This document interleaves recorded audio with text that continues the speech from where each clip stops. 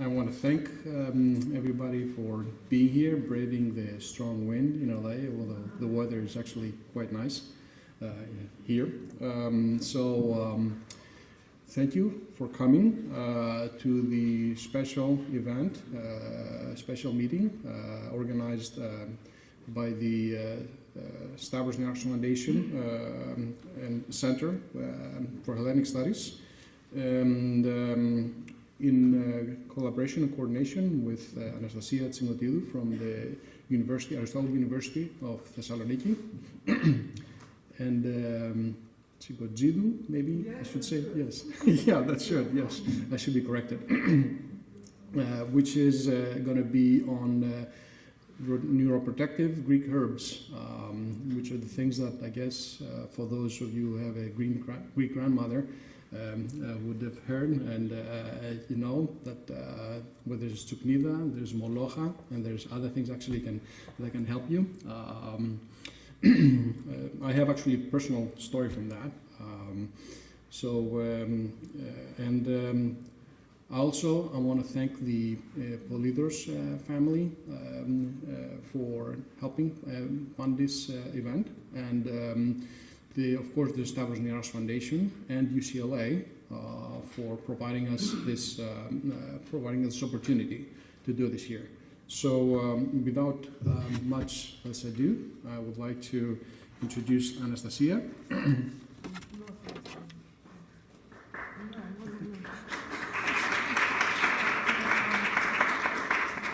So, thank you very much, and thank you, Ariona, for the introduction. Although I will try to be very short, I have to say that it's a very special day for me because it's sentimentally loaded. I had been here like many years ago. So, anyways, I'm gonna try to go through the structure of the seminar, with in between some thanks that I want to say first of all to Stavros Niarchos Foundation, the Polydor family, especially the three ladies that we worked together the last months, Nikki, Kathy, and Sharon, and that I thank them for accepting this project wholeheartedly, and I'm very happy to be here now with you. That some of you are very new friends, and some of you are very long-lasting friends from the past. And thank you that you're on your Saturday. You're here at 9 o'clock in the morning, and all the people from back home that they are watching online right now. Other than this, I have to thank, of course, Professor Igor Spiegelman that for us being here with us today. He made possible for me to come at UCLA like 30 years ago. So, and when he introduced me to Lawrence Kruger, and where his lab now, in his lab, Professor Sotiris Masmanidis is working now.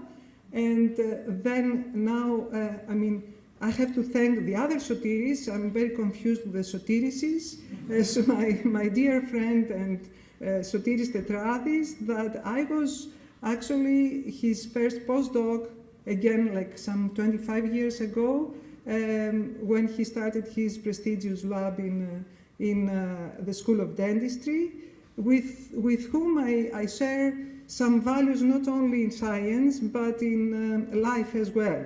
So I don't know if I have thanked all of the people that they are involved in this specific event. I have to remember Marita, Dimitra, and Costantino, that they are going to be online at the end of the seminar.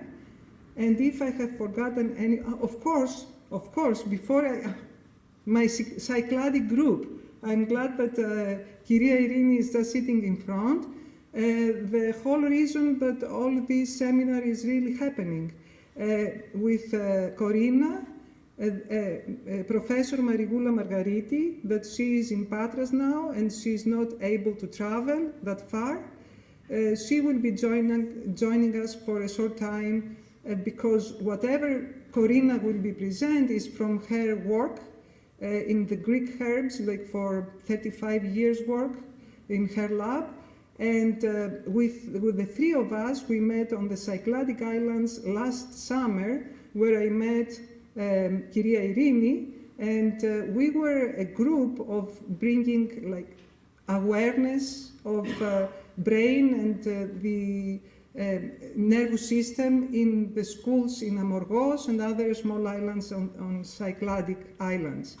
So I thank them, I thank all three of them, and I hope that this is only the start and we can go different places from now on as well. So, have I forgotten anybody? Anyway, now now it's time to ask Sotiris Tetravis. Oh, you're hiding, okay. So, because he will be introducing the next speakers. Okay.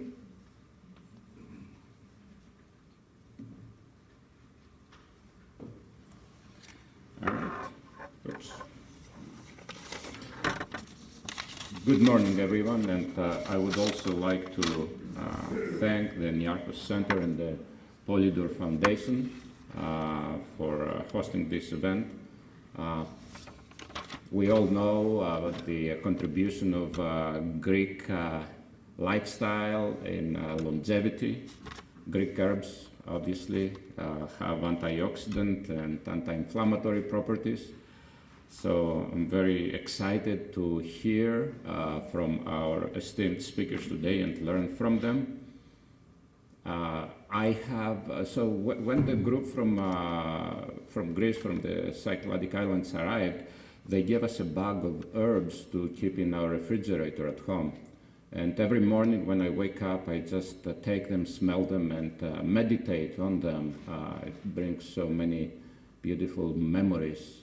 I recognize several of them. Some of them I don't know what they are, but they smell wonderful. So very excited for the last part of the program where we're going to taste them.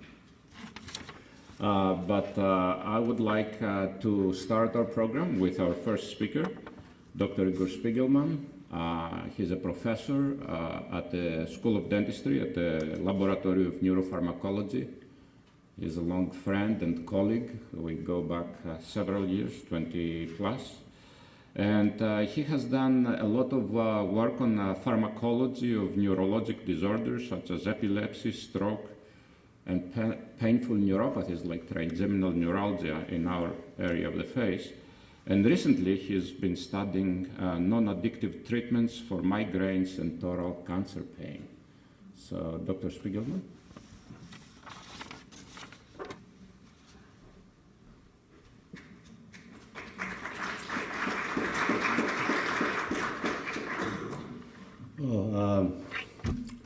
Thank you, Dr. Tetravis, for the kind introductions. Thank you all for coming here on this beautiful Saturday. I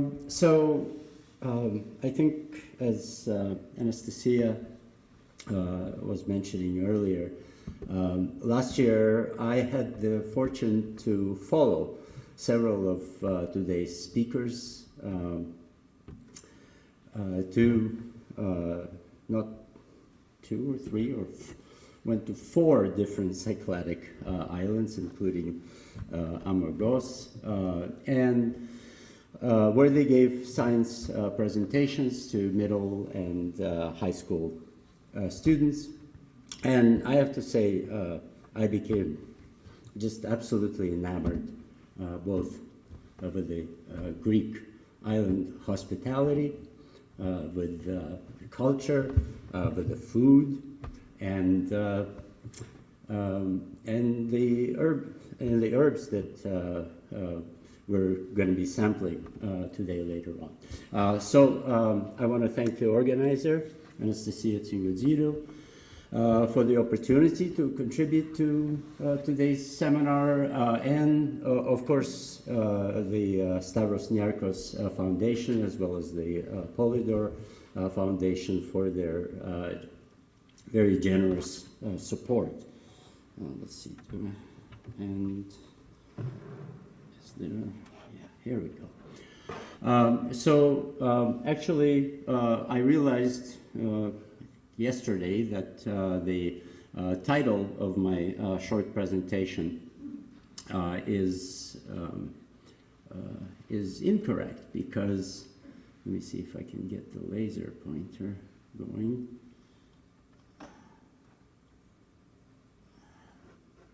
Can't get the laser pointer, but the reason it's incorrect is that neuroprotection is going to be the subject of presentations by the speakers that follow. Well, I just want to briefly describe some of the pathology mechanisms in the neurodegenerative disorders that continue to plague humanity.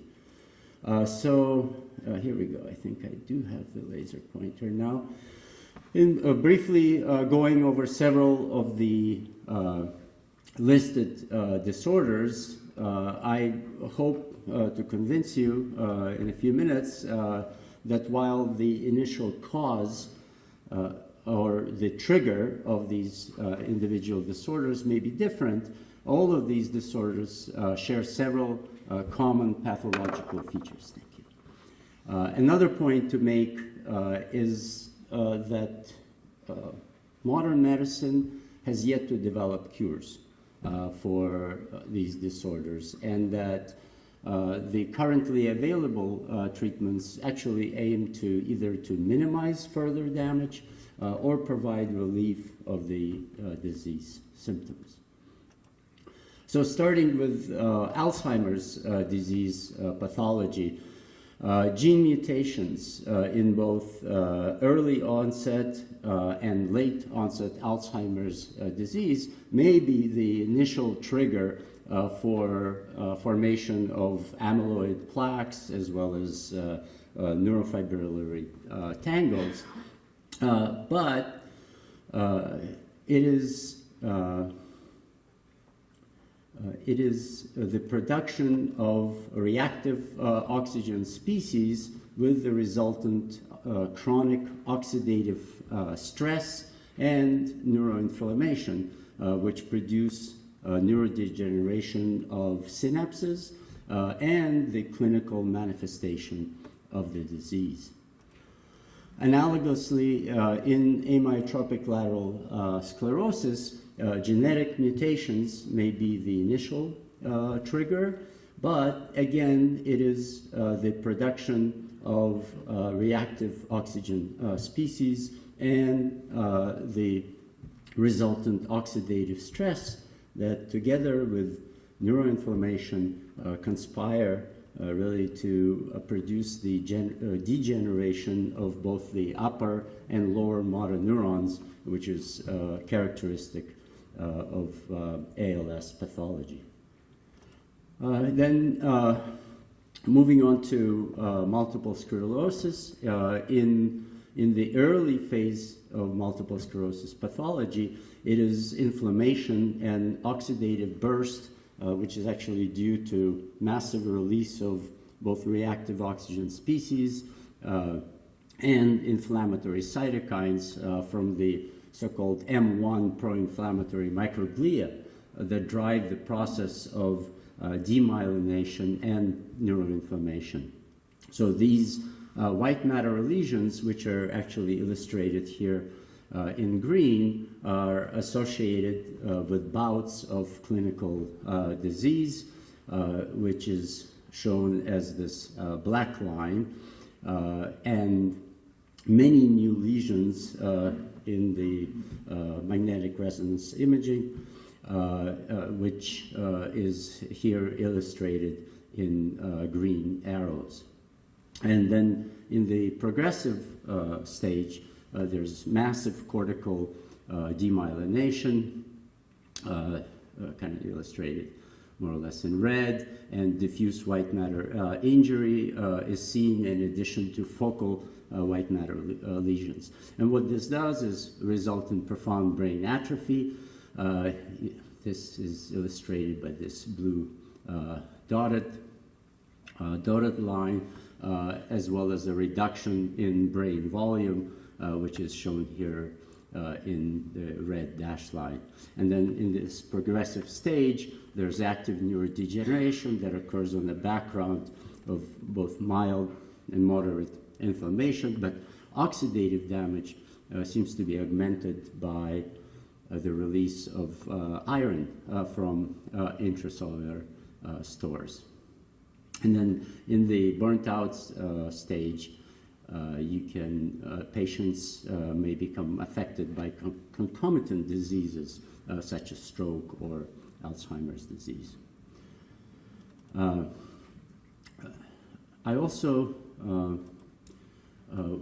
want to bring up neuropathic pain because neuropathic pain represents a very important set of chronic pain varieties. And neuropathic pain is characterized by a combination of both neurological deficits as well as pain. And some neuropathies are a consequence of metabolic disorders such as diabetes. Others may be due to viral infections, cancer, or chemotherapeutic drugs. And others may be due to various forms of peripheral nerve injury.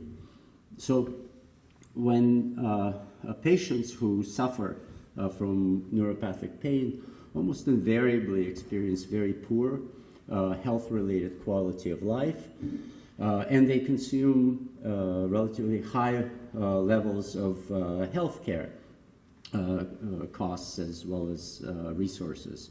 They frequently report sensory abnormalities, including things like burning sensations, exaggerated responses to noxious stimuli, which are called hyperalgesia, pain sensation due to innocuous stimuli. For example, light touch in the face can trigger excruciating pain in the cases of trigeminal neuralgia, and various other unpleasant, abnormal, spontaneous or evoked sensations, collectively called dysesthesia, as well as other complaints. Then in orthopedics, surgery may be used to provide relief of neuropathy symptoms caused by spinal stenosis or herniated discs.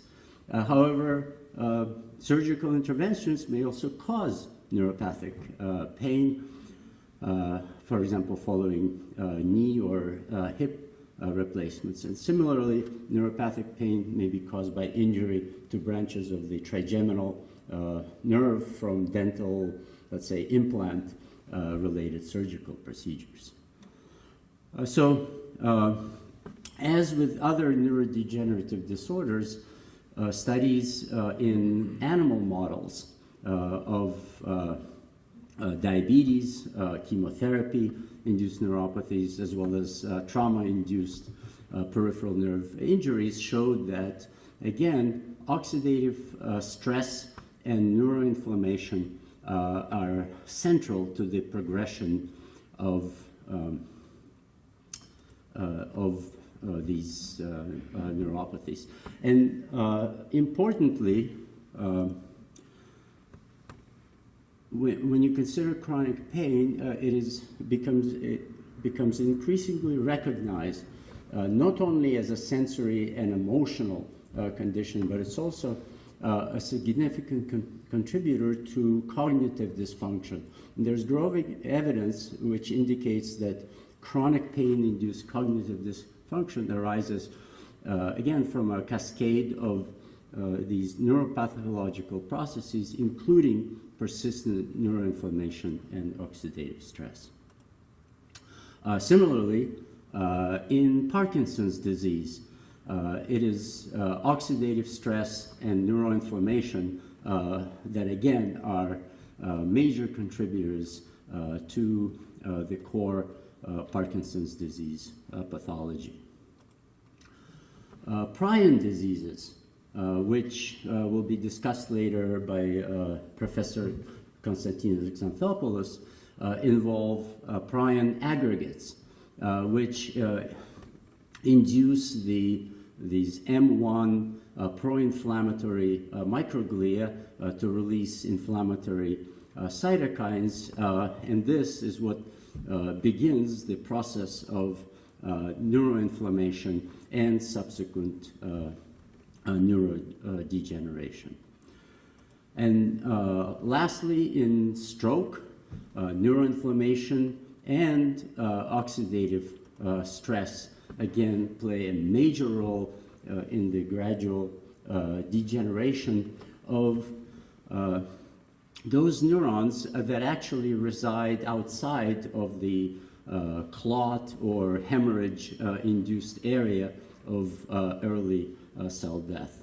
And these degenerating neurons are the ones that treatments that are available for stroke try to ameliorate and prevent further death of these neuronal structures. So, in summary, I hope I've convinced you that while the initial cause or triggers may be different, neuroinflammation and oxidative stress are major contributors to pathologies of neurodegenerative disorders. Another point to make, again, that the current treatments for neurodegenerative disorders are palliative. They, as opposed to being curative, they currently aim to minimize further damage and provide relief of the disease symptoms. And lastly, as you'll hear from today's presenters, neuroprotective Greek herbs have the capacity both to delay and perhaps even prevent the development of neurodegenerative disorders. And with that, thank you for listening, and I'll yield the floor to the next speakers.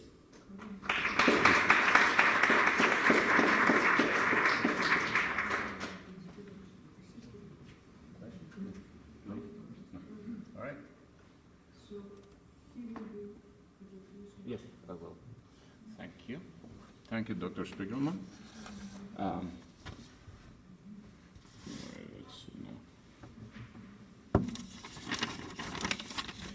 So our next speakers are going to be Professor Marivola Margariti. She will be joining us virtually. She is a former professor of human and animal physiology at the University of Patras, and she has a long-lasting research that focuses on the use of endemic Greek herbs as neuroprotective agents in diseases of the nervous system. And she will be joined by Dr. Corina Atsopardi, her student from the School of Pharmacy at the University of Patras. She will present her research that focuses on neurodegeneration and neuroprotection with an emphasis on natural products and their potential benefit for brain health. So let's welcome our two presenters, Corina and Marivola. Good morning from Greece. Good morning from Patras. Good morning. Anastasia, thank you very much for your kind words about me and for the excellent organization all this time. I extend my sincere and I listen? It's okay? Yes, yes. Yes, it's okay? Yes, it's great. Okay. I extend my sincere and heartfelt gratitude to the Stavros Niarchos Foundation at UCLA, to the organizers of this seminar, and to all of you who have joined us today. Although I am truly sorry not to be there with you in person, I genuinely feel connected to you and present in spirit. I will begin with a brief reference to the use of herbs in antiquity, after which Dr. Corina Atsopardi will present our work on the neuroprotective role of some Greek herbs. Let's start my presentation.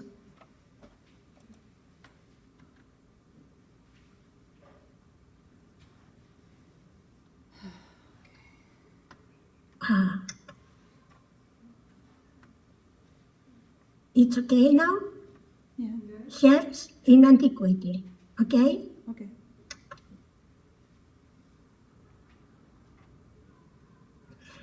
Herbs are naturally occurring plants that grow in various environments, including wild and cultivated areas. They are collected at different periods depending on their growth cycle and intended use. Many herbs have medicinal and therapeutic properties and are widely used in traditional medicine, food, and cosmetics. Some of them we can see here, like Sideritis clandestina, Sideritis Rosmarinus officinalis, Crocus sativus, Salvia officinalis. Homer referred to the term botany, herb, mainly in relation in sacred trees of the gods and miraculous plants with divine properties. In the Odyssey, he described the mythical plant moly, here we can see moly, a divine herb given by Hermes to Odysseus, highlighting early beliefs in the protective and healing powers of plants.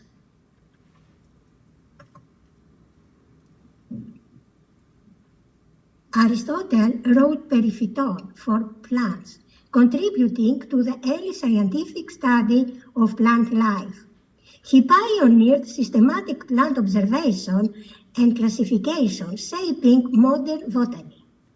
Theophrastus, known as the father of botany, expanded and systematized botanical knowledge.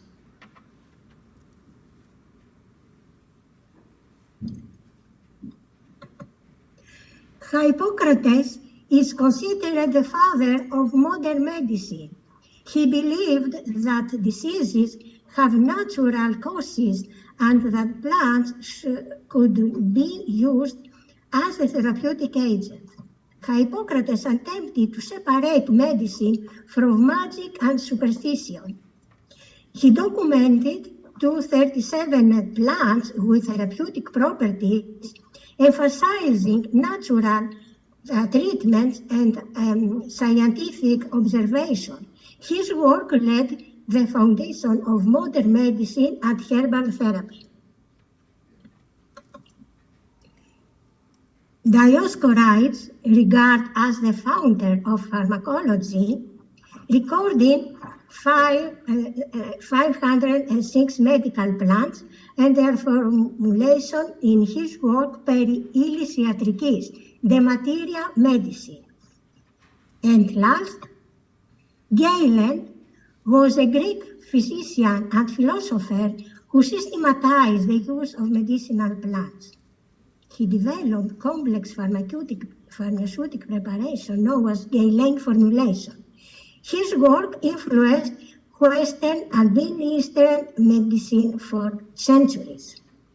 And now, from the antiquity to the present day, and the presentation of our work by Corina Ciopardi. Thank you, all of you.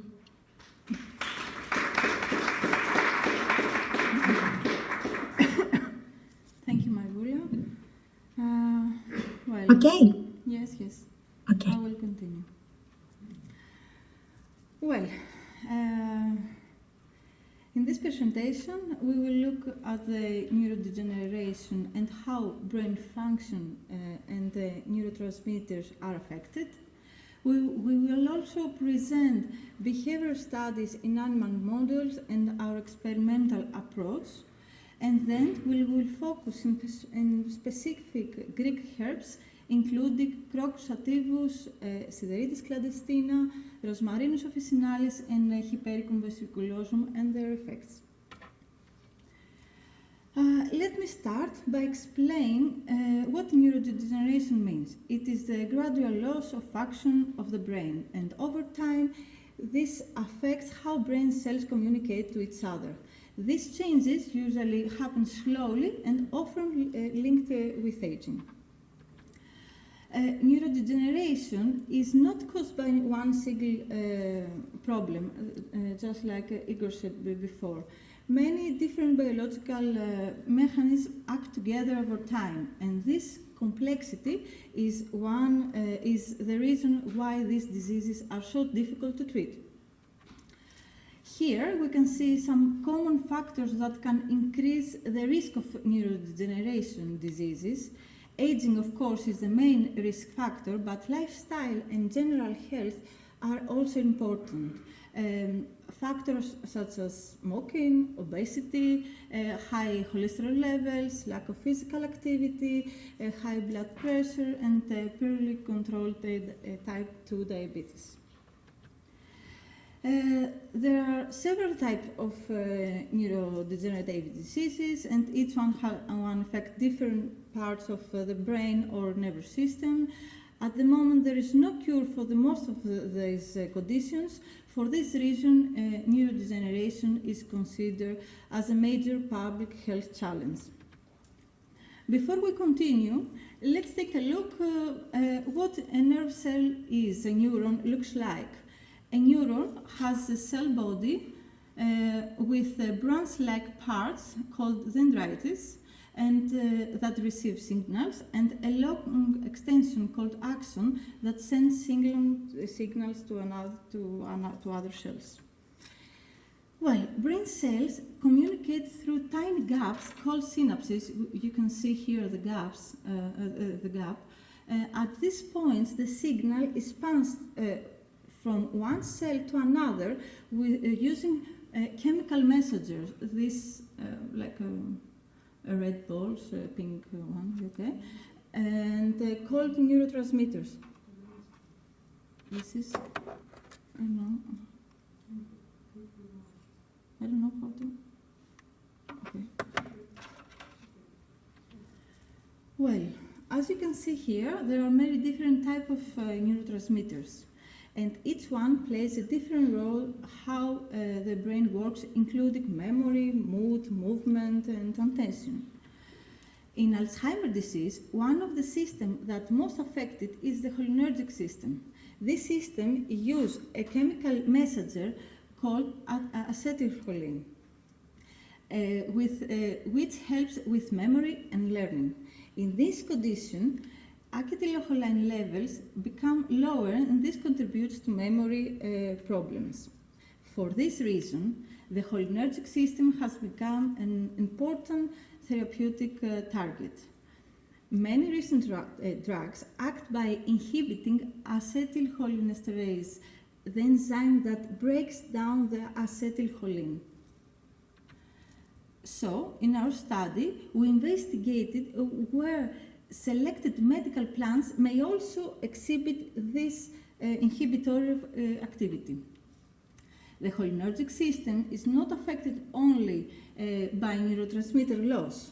Oxidative stress and inflammation are also playing an important role in neuronal damage. Therefore, in addition to acetylcholinesterase inhibition, we investigate the antioxidant and the anti-inflammatory effects of the plant extracts. Finally, because behavioral changes occurs early in this disease, we evaluated anxiety, depression, memory and learning in animal models. To investigate these behavioral changes, we performed a series of behavioral tests in animal models. Anastasia will talk about this later, more specific, evaluating anxiety-like behavior, memory and learning, and depression-like behavior. So, I will try to explain some of these tests. There are many different tests that we can use to study memory and learning. Here is one simple example, the passive avoidance test. We have two rooms, a light room and a dark room. Based on the natural tendency, mice naturally prefer the dark environments. Here is the dark room. So during the experiments, when the mouse enters the dark room, it experiences an unpleasant stimulus, an unpleasant experience. Later or in the next day, we check if it remembers this unpleasant experience. The longer the animals delay to enter to the dark room, it means it remembers and it learns to avoid the unpleasant experience. So, to study anxiety-like behavior, we use different types of tests. These tests are based on the simple idea: the animals prefer safe, closed spaces. They stay close to the walls of the apparatus, the box we saw here. But they are also curious and want to explore. On this common example, the open field test, in this test the animal placed in the center of the arena, and if it is feel more anxious, then it stays close to the walls, or if it feels less anxious, stays around in the center area. So, by observing where the animal spends more time, we estimate the anxiety levels. And last, this is the force swimming test, which we use to assess depression-like behavior in animals. In this test, the animal is placed in a container with water, where it cannot touch the bottom. We measured how much time spent swimming, climbing, and stay still. We mainly focus on the immobility. Immobility, it is when the animal makes the minimal movements to keep its head above the water and stop trying to escape. The longer it stays still means more depression-like behavior. So, for the experimental approach, first, we prepare the herbs in two forms, as an extract or as a tea. Then we give it to the animals. It can be given orally, like a tea. We replace the water with tea, or by injection, the extracts with injections. After that, we look at the behavior and we will simply test, like I described before, evaluate memory, learning, anxiety, and depression-like behavior. Finally, we examine the brain. We run biochemical tests to see what is happening at the biochemical level. Our research focuses on medicinal plants that may protect the brain cells. We study their effects on behavior, neurotransmitters, oxidative stress using animal models. The goal is to understand whether natural compounds can support brain health and slow neurodegeneration. So, first, we will look at the neuroprotective effects of Crocus sativus, as known as saffron. Well, I will present you some studies from our lab on the neuroprotective effects of crocus. We investigated the effects of crocus extract on learning and memory in adult, but also in aged mice. So, here we can see some more results from the study.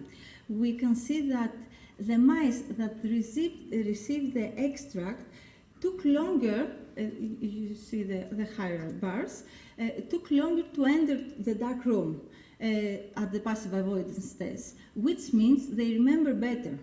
This happened in both adult and also in aged mice. So overall, the extract seems to improve memory.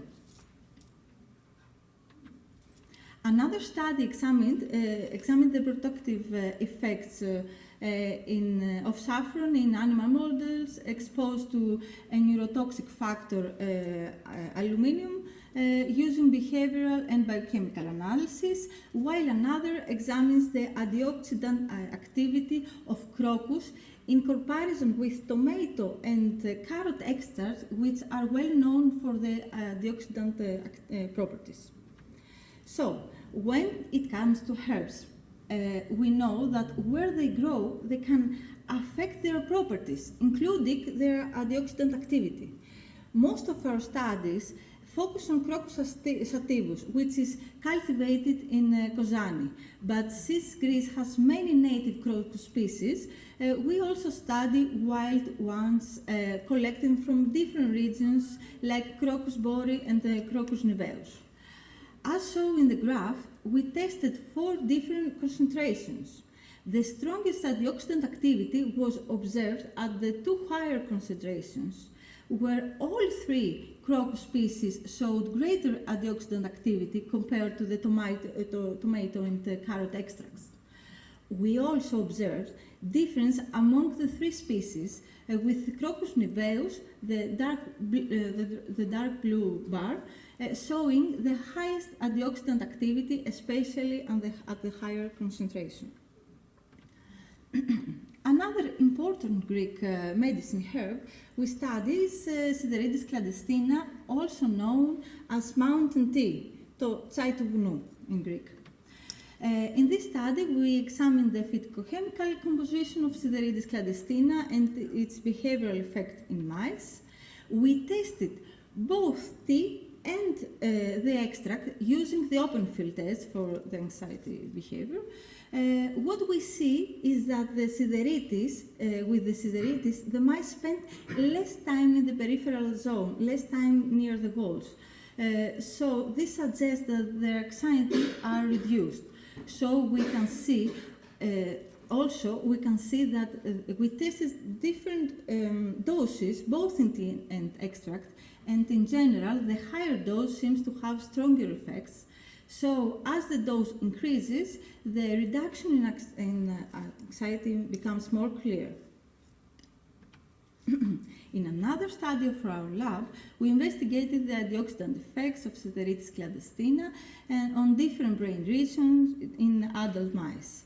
We examined some important biochemical markers in brain.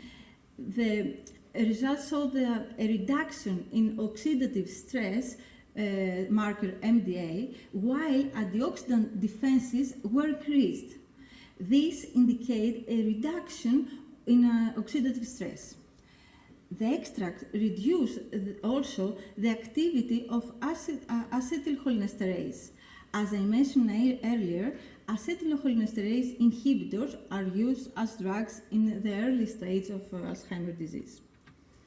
Next, we move to another well-known Greek herb, Rosmarinus officinalis, or rosemary, dendrolíbano in Greek. In this study, we investigated the effects of rosemary tea consumption on anxiety and also on depression-like behavior in adult mice. Rosemary tea was tested using 2 behavioral tests. The passive avoidance test, where rosemary-treated mice take longer to enter the dark room, where they had the negative experience, as we said, which means they remember it better. They improved memory. And in the second test, for swimming test, they spend less time immobile, which suggests they are less depressed and more active with the tea, the rosmarinus tea. Finally, we move to the last plant in our study, Hypericum vesiculosum, also known as Hypericó or Balsamochorto, Ispathóchorto in Greek. We present some work on Hypericum vesiculosum, which is to be published.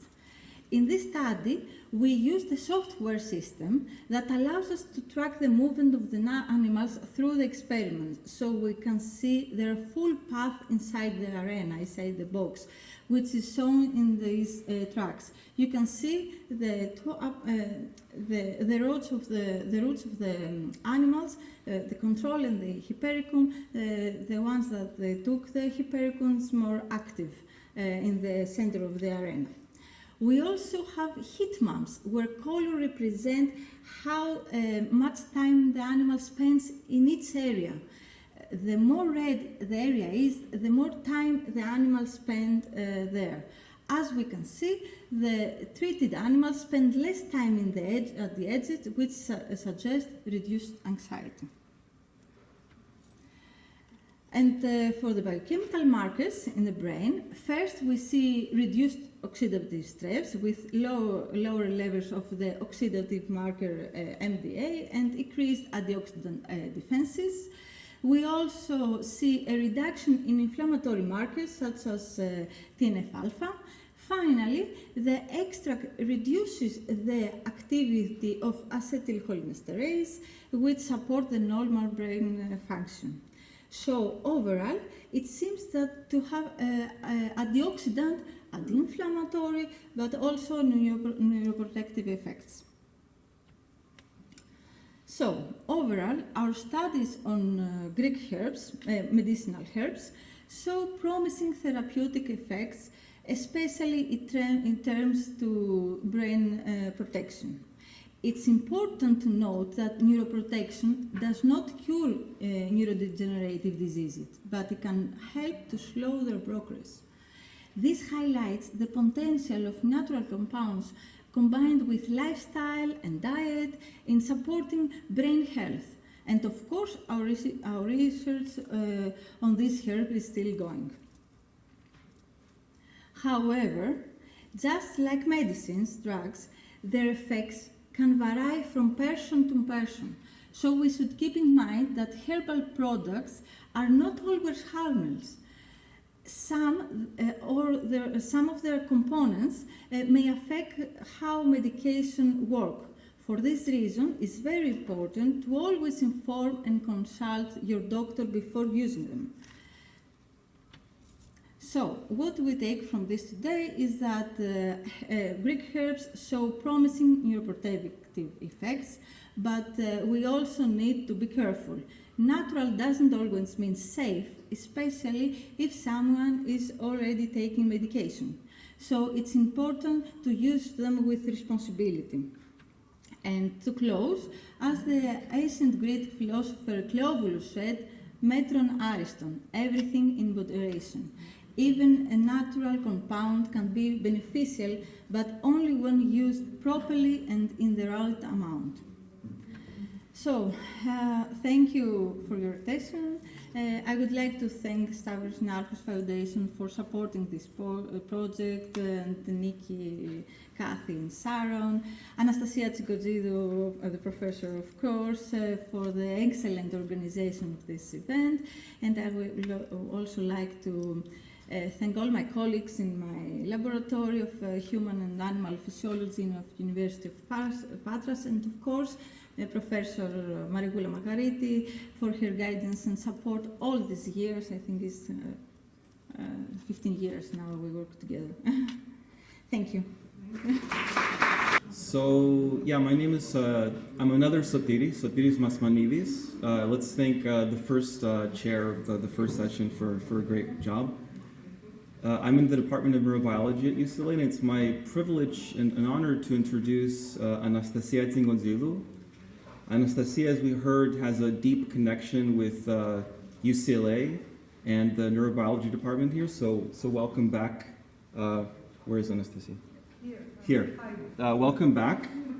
Anastasia now is a professor in the School of Veterinary Medicine at Aristotle University of Thessaloniki, in my opinion, the most beautiful city in Greece, also my hometown. So she's a professor and chair of the Laboratory of Anatomy, Histology, and Embryology. Her research focuses on the neuroanatomical pathways conveying information from the periphery to the central nervous system, chemotherapy-induced and metabolic neuropathies, and the development of animal models of malignancy. So we very much look forward to hearing about your work.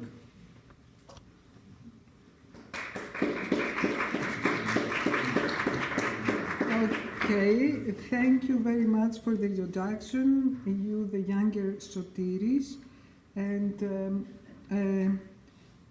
I think that I can go. So my talk, now that I'm to present this, I'm very calm because I know that the introduction is very stressful for me, but this is my stuff. I'm veterinarian by training.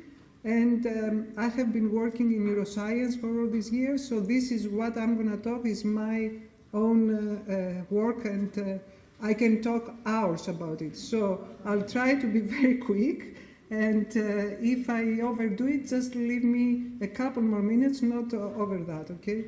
So what I'm going to talk about is how animal models shaped really neuroprotection.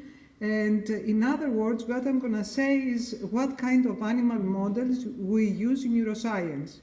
So my previous colleagues, all of them, what they presented as results, these were produced only in animal research. So this is what I want to say, that usually when it comes to experimental procedures, we use mostly rodents in neuroscience, but there have been other animals that actually invertebrates, like the one that we see here, C. elegans, which is a roundworm, and even Aplysia, the sea hare, that a very famous neuroscientist, Eric Kandel, who won actually Nobel Prize with his work on Aplysia, an invertebrate, about the functions of learning and memory that many scientists are using, especially for Alzheimer's disease as well.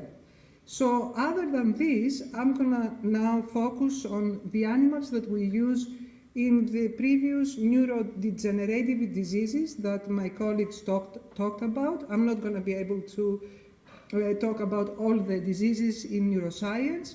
So this is about Parkinson's, Alzheimer's, and multiple sclerosis, that they focus on what damage is done in the central nervous system, but also about peripheral neuropathy models, that they are actually in the peripheral nervous system. So the very first one is about Parkinson's disease, although it's the second most common neurodegenerative disease after Alzheimer's, but it was the very first one to be actually modeled. So not only this, the scientists managed to have a cure for Parkinson's disease, and that was a great example. So we know about Parkinson's disease, that this is affects the movement of mostly the elderly people, and they have some other symptoms, but mainly is about their movement.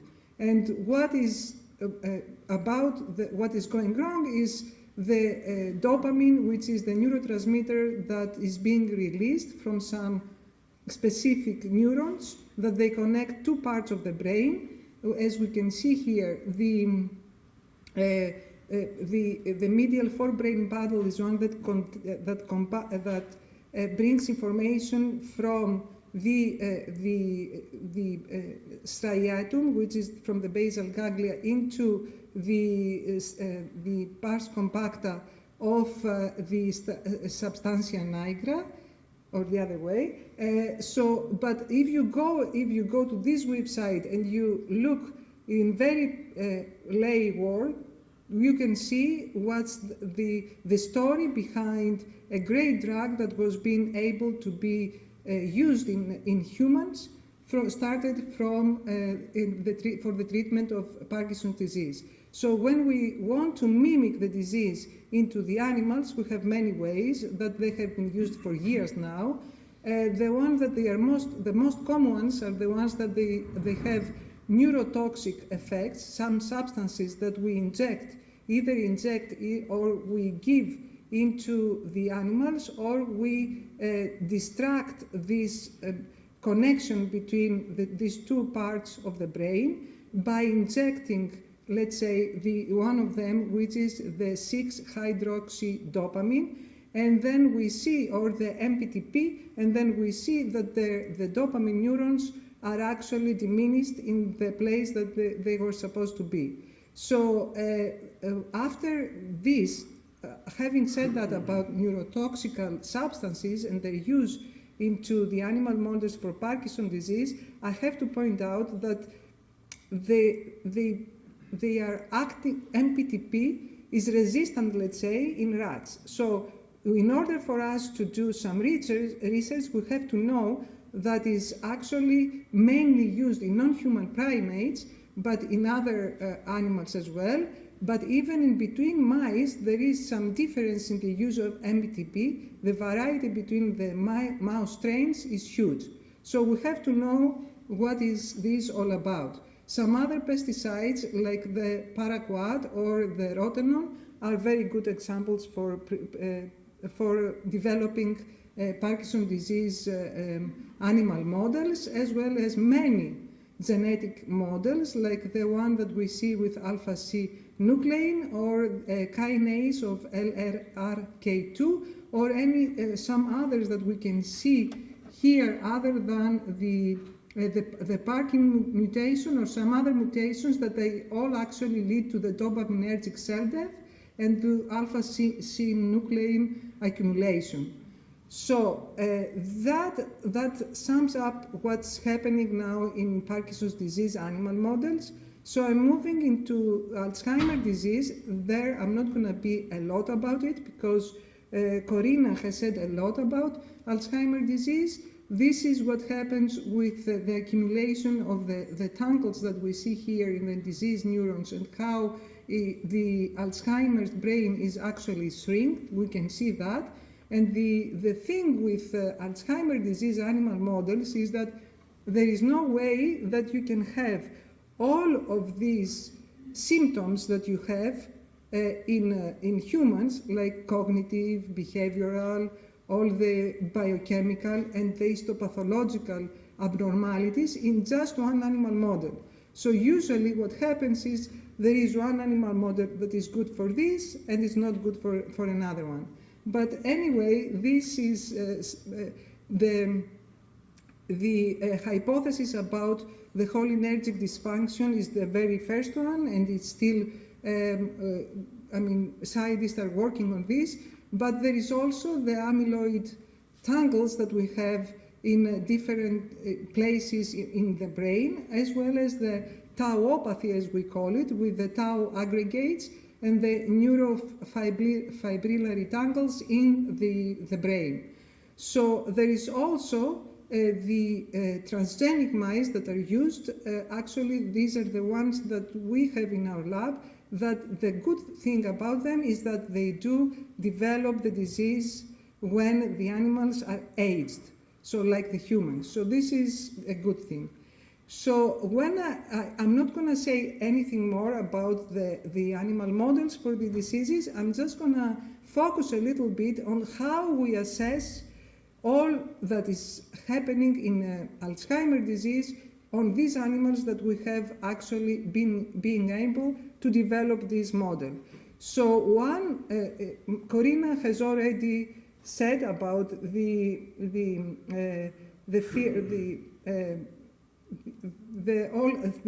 not only she has talked about the avoidance test and other tests, but what I'm going to say, I'm just going to focus a little bit on the Morris water maze, which is actually a pool with water that we drop our animal in there, and there are platforms that the animal can go and save, let's say, itself. So if the animal remembers where the hidden platform is, then that means that the memory of this animal is well. But if it doesn't, then that means that there is a loss of memory. Not only this, there is not only the loss of memory in Alzheimer's disease animals, it's also depression that they feel, which is a very difficult assessment for the veterinarians or for the researchers. How do we assess depression in the animal models? So Corina also talked about the forced swim test. Other than this, there is another one, the tail suspension test, that we hang really the mouse, not the rat, from this. Yes, this is gross, I know that, but I'm not going to be staying with this very long time. And then you put them on a tape in such a position that they cannot really escape or hold from the nearby surroundings. And the other one is that the one that Corina described. All of these two tests now, the public, not only the scientific community tries not to use them anymore because they're really inhumane. So the forced swim test, like some years ago, at least in Europe, it's not a requirement. If there is a new antidepressant drug, this test is not needed to be done on these animals. So this is a step forward. So, but we have to find other ways in how to assess animal depression. One of the models is with the fruit flies that it's very impressive, and it's about self-helplessness. What it is, it entails that you learn the animal to be helpless, let's say, in different ways. I can't go through that in very detail. But then if you put the animal in this position and you see that the animal tries to escape, that means that it has no depression. But if the animal stays there and doesn't want to help itself, then that means that it has some depression. This is used in many species, including fruit flies. So after having said that, I'm already 14 minutes. Is that true? So I'm gonna go fast. So multiple sclerosis, all the animal models, again, they're very various types of animal models. This is a very good a publication on the different animal models, and we see how complicated they can be with, of course, the end point being the axonal damages. And if I'm not going to go even close to how many, a myriad of animal models for this and for the neuropathic pain, that we can have different ways of injuring either the spinal or peripheral nerve, brain and cranial nerve models, also disease-induced peripheral models. And I'm just going to close with saying that when we do our research in animals, we have to be careful that CNS is completely different between humans and rodents, and we can see difference not only in the macroscopic way of seeing the brain, that you see that is lyencephalic instead of gyrocephalic in humans, but it's also some specific points in the spinal cord that when you, let's say, you want to destroy some of the tracts, like the corticospinal, you have to know where corticospinal tract is in rodents, which is a completely different place than in humans. So I'm just closing down. Thank you for listening. And these are two of our papers that I'm not going to go through them now. Thank you. And if you have any questions, you are more than welcome to ask me. Thank you.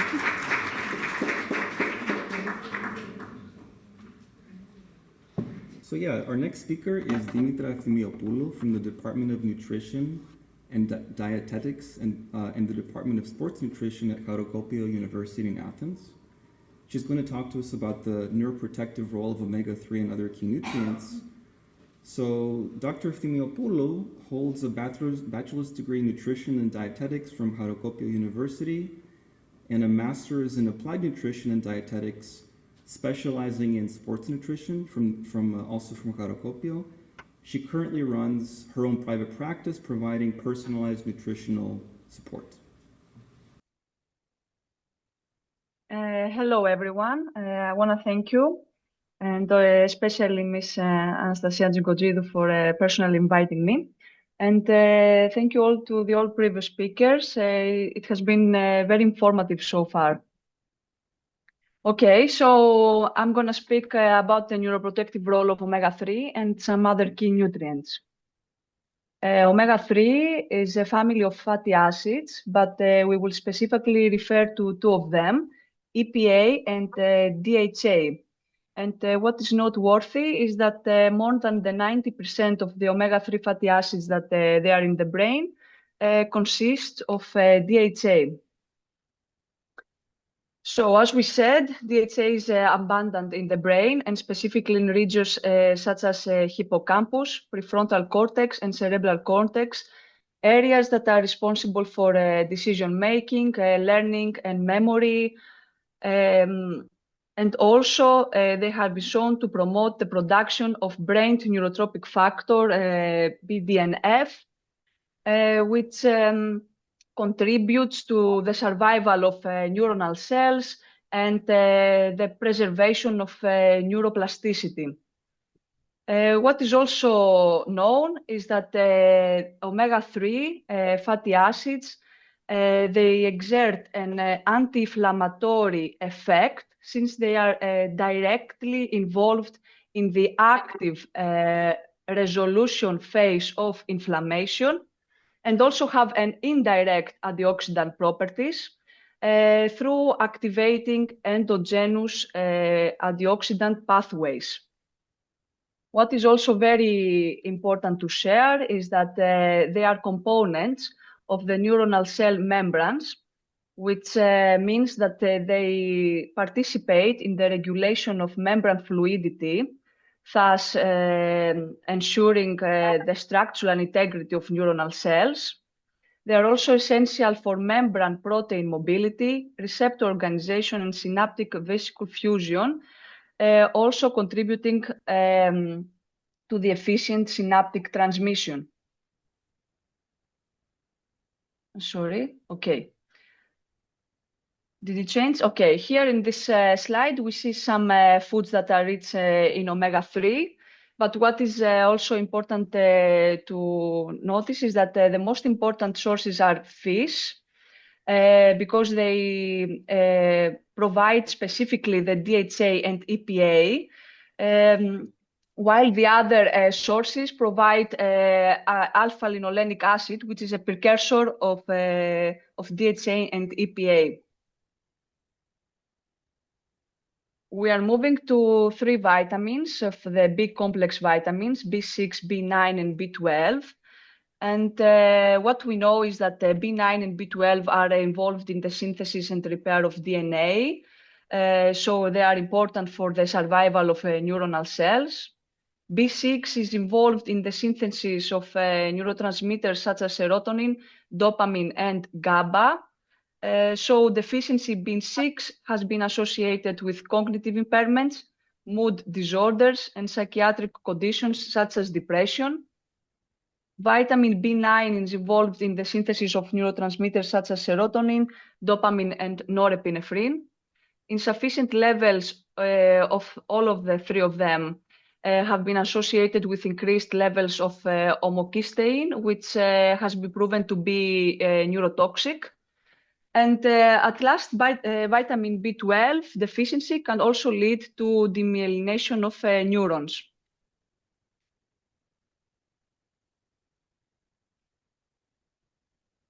Did it change? Yeah, okay. In this slide, we see foods that are rich in this kind of vitamins. I will not go into details, just some seconds to observe. What we can see is that there are plenty of food that contain these vitamins. So if you have a balanced diet, it's really hard to miss. So we're moving forward to some antioxidants, and vitamin C and vitamin E are very important. But as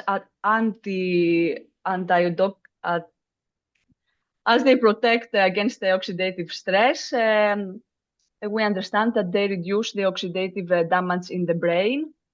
What is noteworthy is that vitamin E is fat soluble, which means that it can exert its effect also within the membrane of cells and reduce lipid peroxidation. So also in this way, ensuring the integrity of neuronal cells.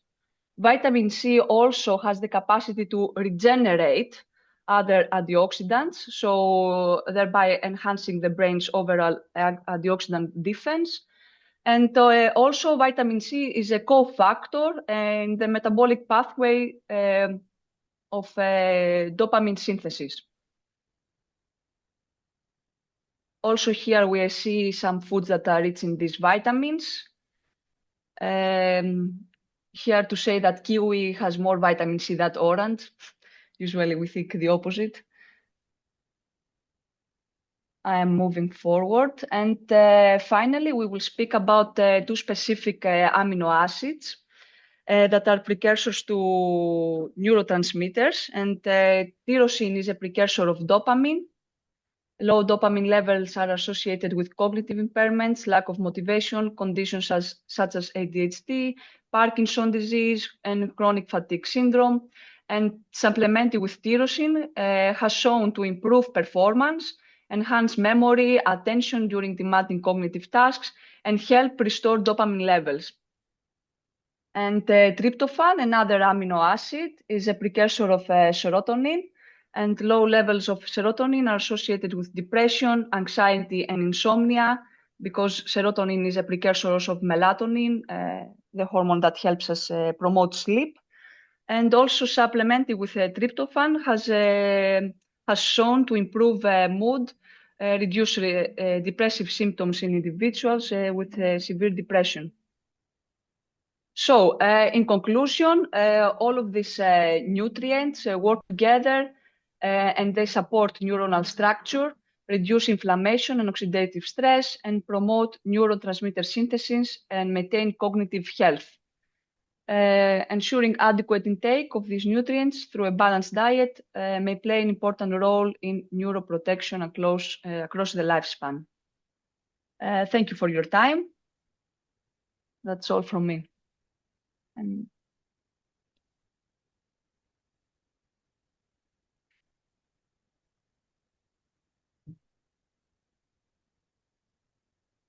Thank you, Dimitra. thank you.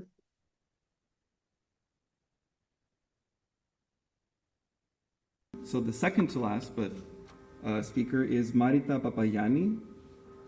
She's a plant taxonomist and biodiversity research associate from Aristotle University of Thessaloniki. She'll be talking to us about same species, different personalities, why origin matters for plant diversity. So Dr. Papayani is a plant taxonomist and biodiversity research associate at Aristotle University with a focus on Greek plant diversity and medical and aromatic plants. She's been involved in European research projects across biodiversity, apiculture, and environmental studies, with experience ranging from fieldwork to applied research. Her work highlights why plant identity, origin, and environment matter when we study and use Greek herbs. So please welcome Dr. Papayani. Hello from Thessaloniki, the most beautiful city in Greece, as has been pointed out. I would like to thank you for the invite, to thank Stavros Niarchos Foundation, and personally Anastasia Tsigotzidou for the invite, and all the organizing committee for the impeccable organization so far. I hope you can hear me. I'm going to start sharing my screen and start my presentation.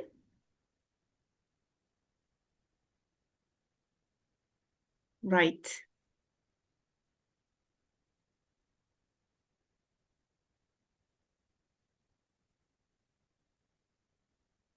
I hope you're able to see it. Yes. All right, perfect. So, in this short presentation, I'd like to discuss why origin matters when we study medicinal plants, and Greece provides a very interesting context to explore this question. So, Greece is part of the Mediterranean, one of the world's major biodiversity hotspots. It hosts more than 6,500 native plant taxa, and about 20% of them are endemic, which means that they grow nowhere else on Earth. Also, more than 1,000 of these species have medicinal properties. And to put this into perspective, Greece has plant diversity comparable to California, but in an area which is roughly 3 times smaller. So this richness is driven by Greece's complex geography, which creates many local microclimates, and it's what comprises the foundation of richness in medicinal plants. But biodiversity is not only about how many species exist, it's also about how much variation exists within each species. So biodiversity exists at multiple levels, such as genetic, species, and ecosystem level.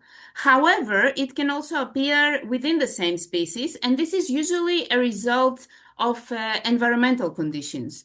So plants growing in different environments adapt to local conditions such as altitude, temperature, soil, or water availability.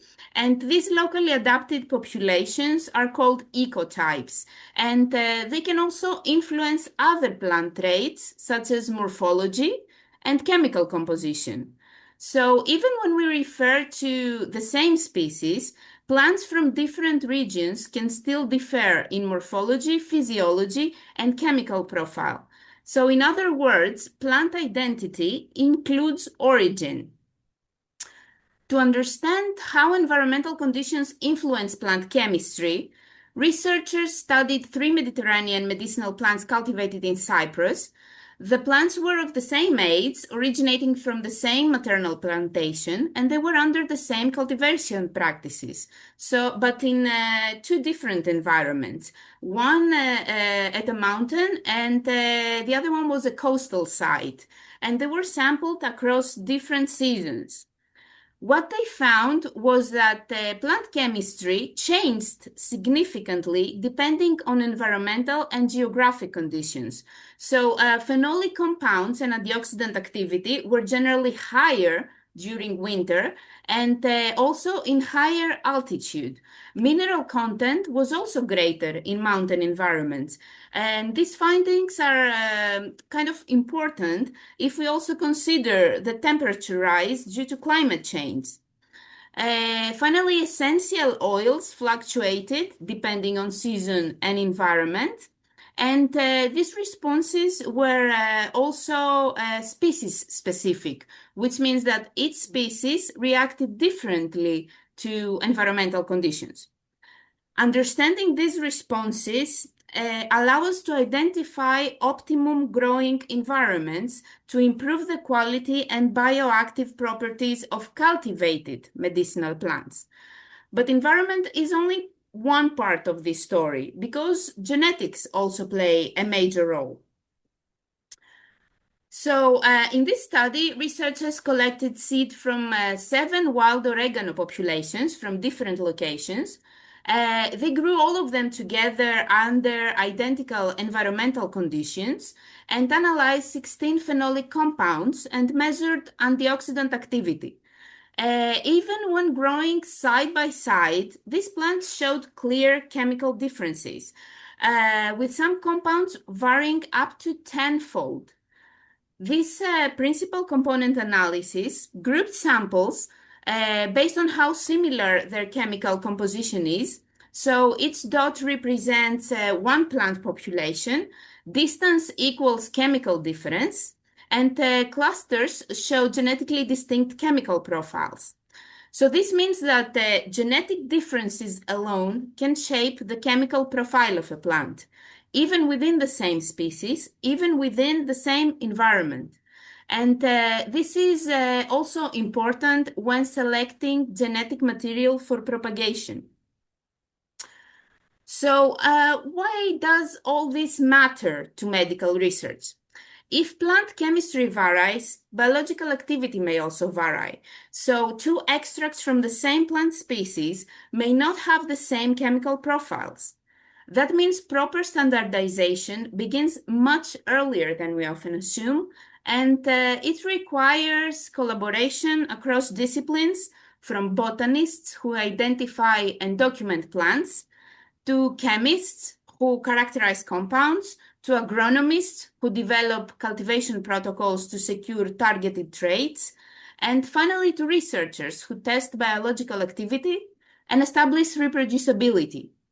And of course, all these practices also contribute to the conservation of plant resources.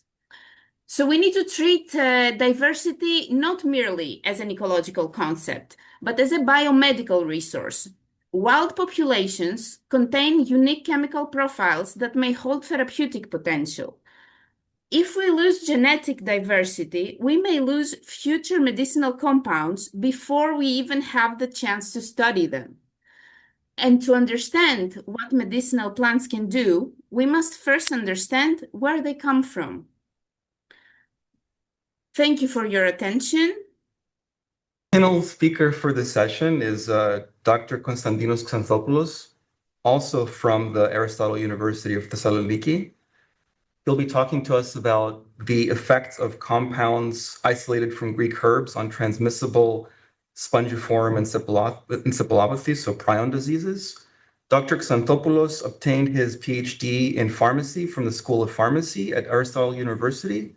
He completed postdoctoral training at Rockefeller University in New York, and subsequently he was appointed as an associate professor at the Laboratory of Pharmacology at the School of Pharmacy. His research focuses on neurodegenerative diseases with a specific emphasis on developing novel therapeutic strategies for prion diseases. So please welcome Dr. Xanthopoulos.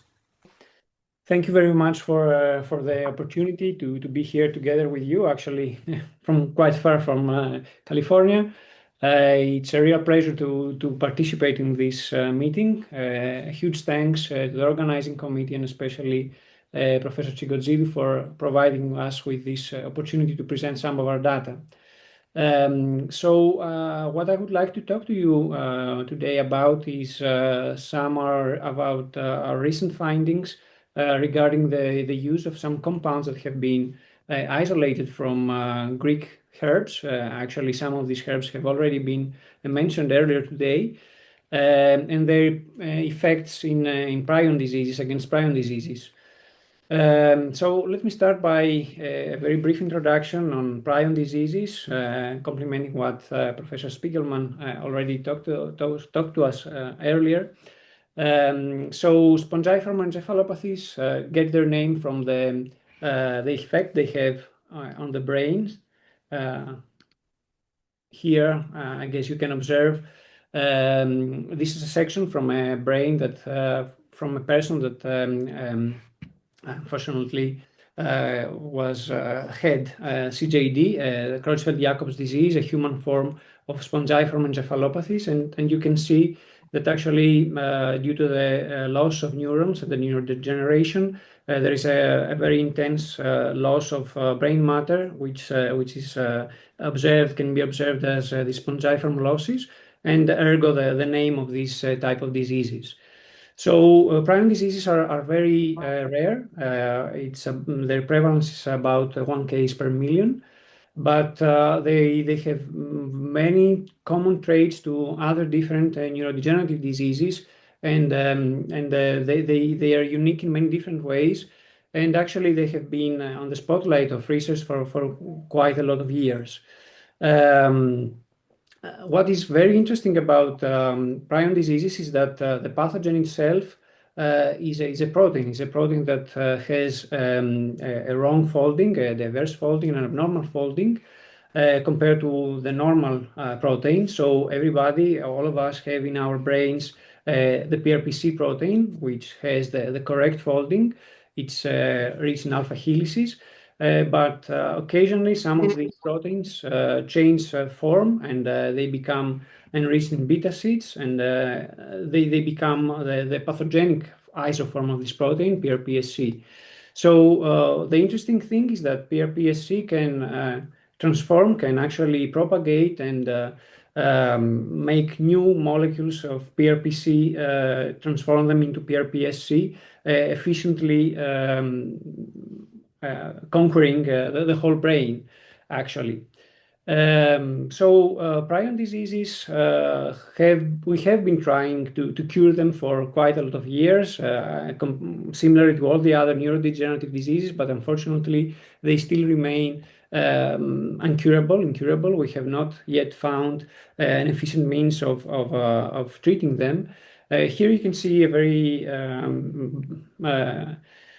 small graph about the different treatments that we have tried, the different strategies that we have tried. So one idea is to reduce the expression of PRPC so as to have less amounts of protein that could work as a substrate to be transformed. We could have different compounds that inhibit the conversion of PRPC to PRPSC, so the normal to the pathogenic isoform of the protein. We could stimulate the clearance of the pathogenic isoform of the protein, or we could try and block the neurotoxicity that leads actually to disease. So we have many different compounds that have been used, many different types of compounds. You can see here compounds such as antibodies or antioxidants, or many different types of chemical groups, actually, of compounds that are being tested, but none so far has been successful. Among the compounds tested, there are also some natural compounds. Here you can see some of them that have been used against prion diseases. And our take in this regards is the use of, we have evaluated actually the effects of two catechol type electrophilic diterpenes that are isolated from Rosmarinum officinalis, which, as you heard before, is a plant endemic in many different parts of Greece. We have focused on carnosic acid and carnosol, which are known to have anti-inflammatory, antioxidant, and neuroprotective effects. So we think that since many of these mechanisms are involved in prion diseases, it would make sense to see whether they could be effective against prion diseases. Another important thing to keep in mind is that both carnosol and carnosic acid seem to be able to cross the blood-brain barrier, which is very important if we are to have a treatment against a disease that it is mostly that affects mostly the central nervous system.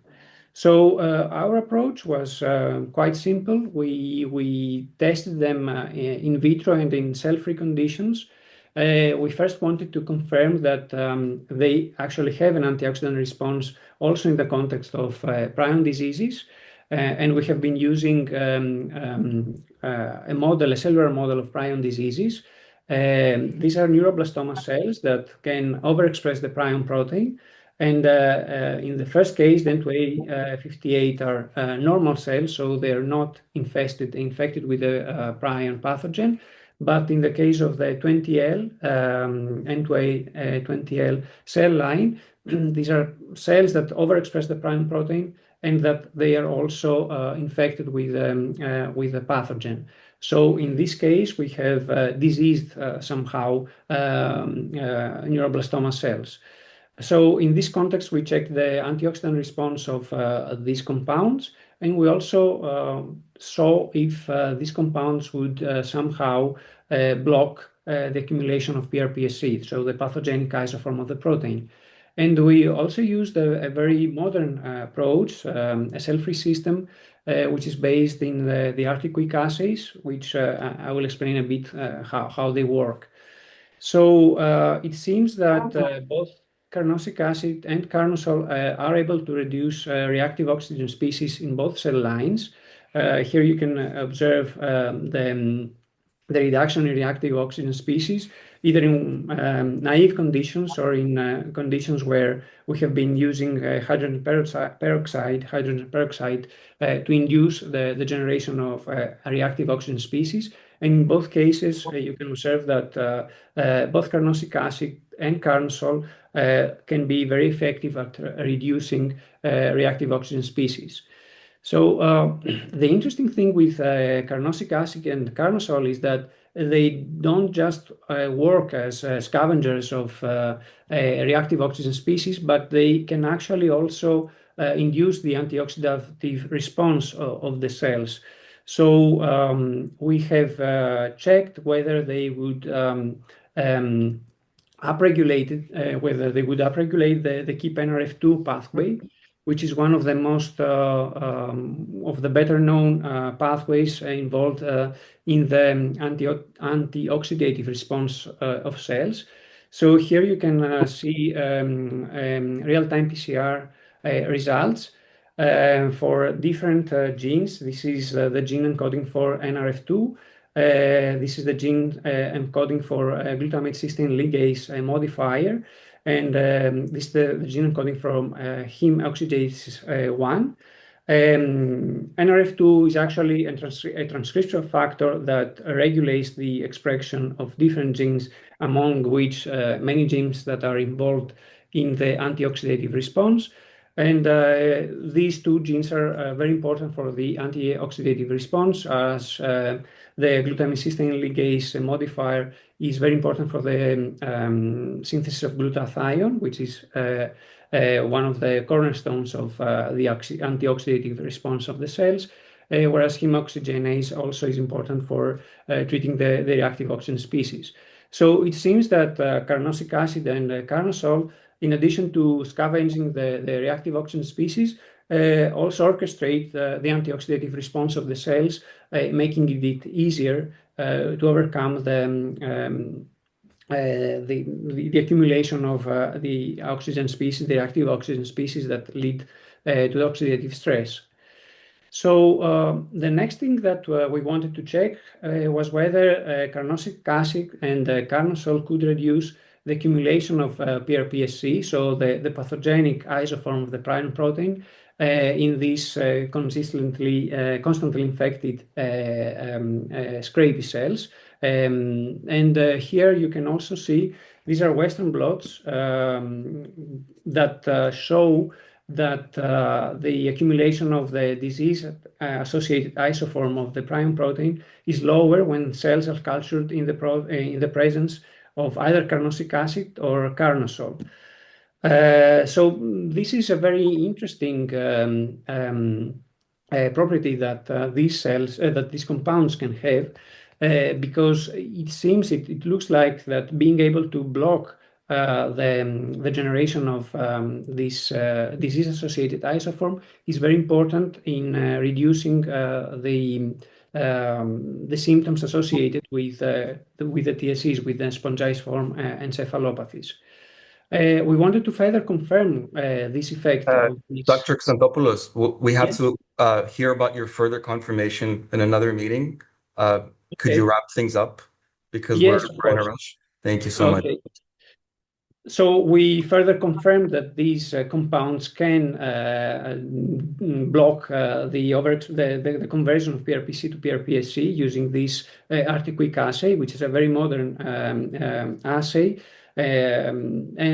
So to wrap it all up, we think that carnosic acid and carnosol can be effective in treating prion diseases. And actually, they seem to be doing that by three different mechanisms: by inhibiting the conversion of the normal to the pathogenic isoform, by stimulating its clearance, and by blocking the neurotoxicity that PRPSC has. And this is exemplified by the antioxidant effect. So we are currently planning studies in animal models of prion diseases. And we think that since many of these neurodegenerative diseases have similar pathogenetic mechanisms, maybe they could also be used also in other different neurodegenerative diseases, such as Alzheimer's disease or even Parkinson's disease. So thank you very much for your attention. So I would be happy to take any questions that you may have. I'm very happy and honored to introduce Irini Yanakopoulos, who is a cultural organizer, hospitality entrepreneur, photographer, and author based, as you've heard, on Amargos.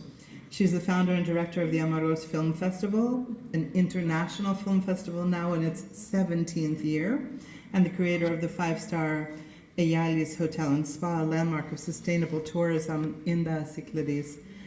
With deep roots in local tradition and decades of experience in tourism and culture, she's dedicated her work, she's somewhere, right there, to preserving and promoting the intangible heritage of Amargos. And we all know who work in Greek, how important and time-consuming these efforts are, often not valued. So I personally want to say how appreciative I am for everything you're doing. She's the author of 2 books. You can look at them in the back of the room. My Amargos, Tradition and Greek Flavors and Culture, a book of wonderfully illustrated recipes. I've already copied a few of them. And also My Amargos, A Timeless Journey, a culinary and cultural book that connects food, history, landscape, and well-being. This book, I would say, and we were talking about it yesterday, is a labor of love. It's not a book, it's a labor of love. A journey that reaches back to lessons she learned in childhood and those she also learned from the island's magical landscape. So please have a look at these books. I think there are some for sale, and they're very important studies of local culture in Amargos. So her work, to encapsulate, focuses on the relationship between traditional heritage, lifestyle, and holistic health. And we're very, very honored that you made the trip from distant Amargos to distant LA. So please give us some of your wisdom. Thank you very much. Let's welcome her.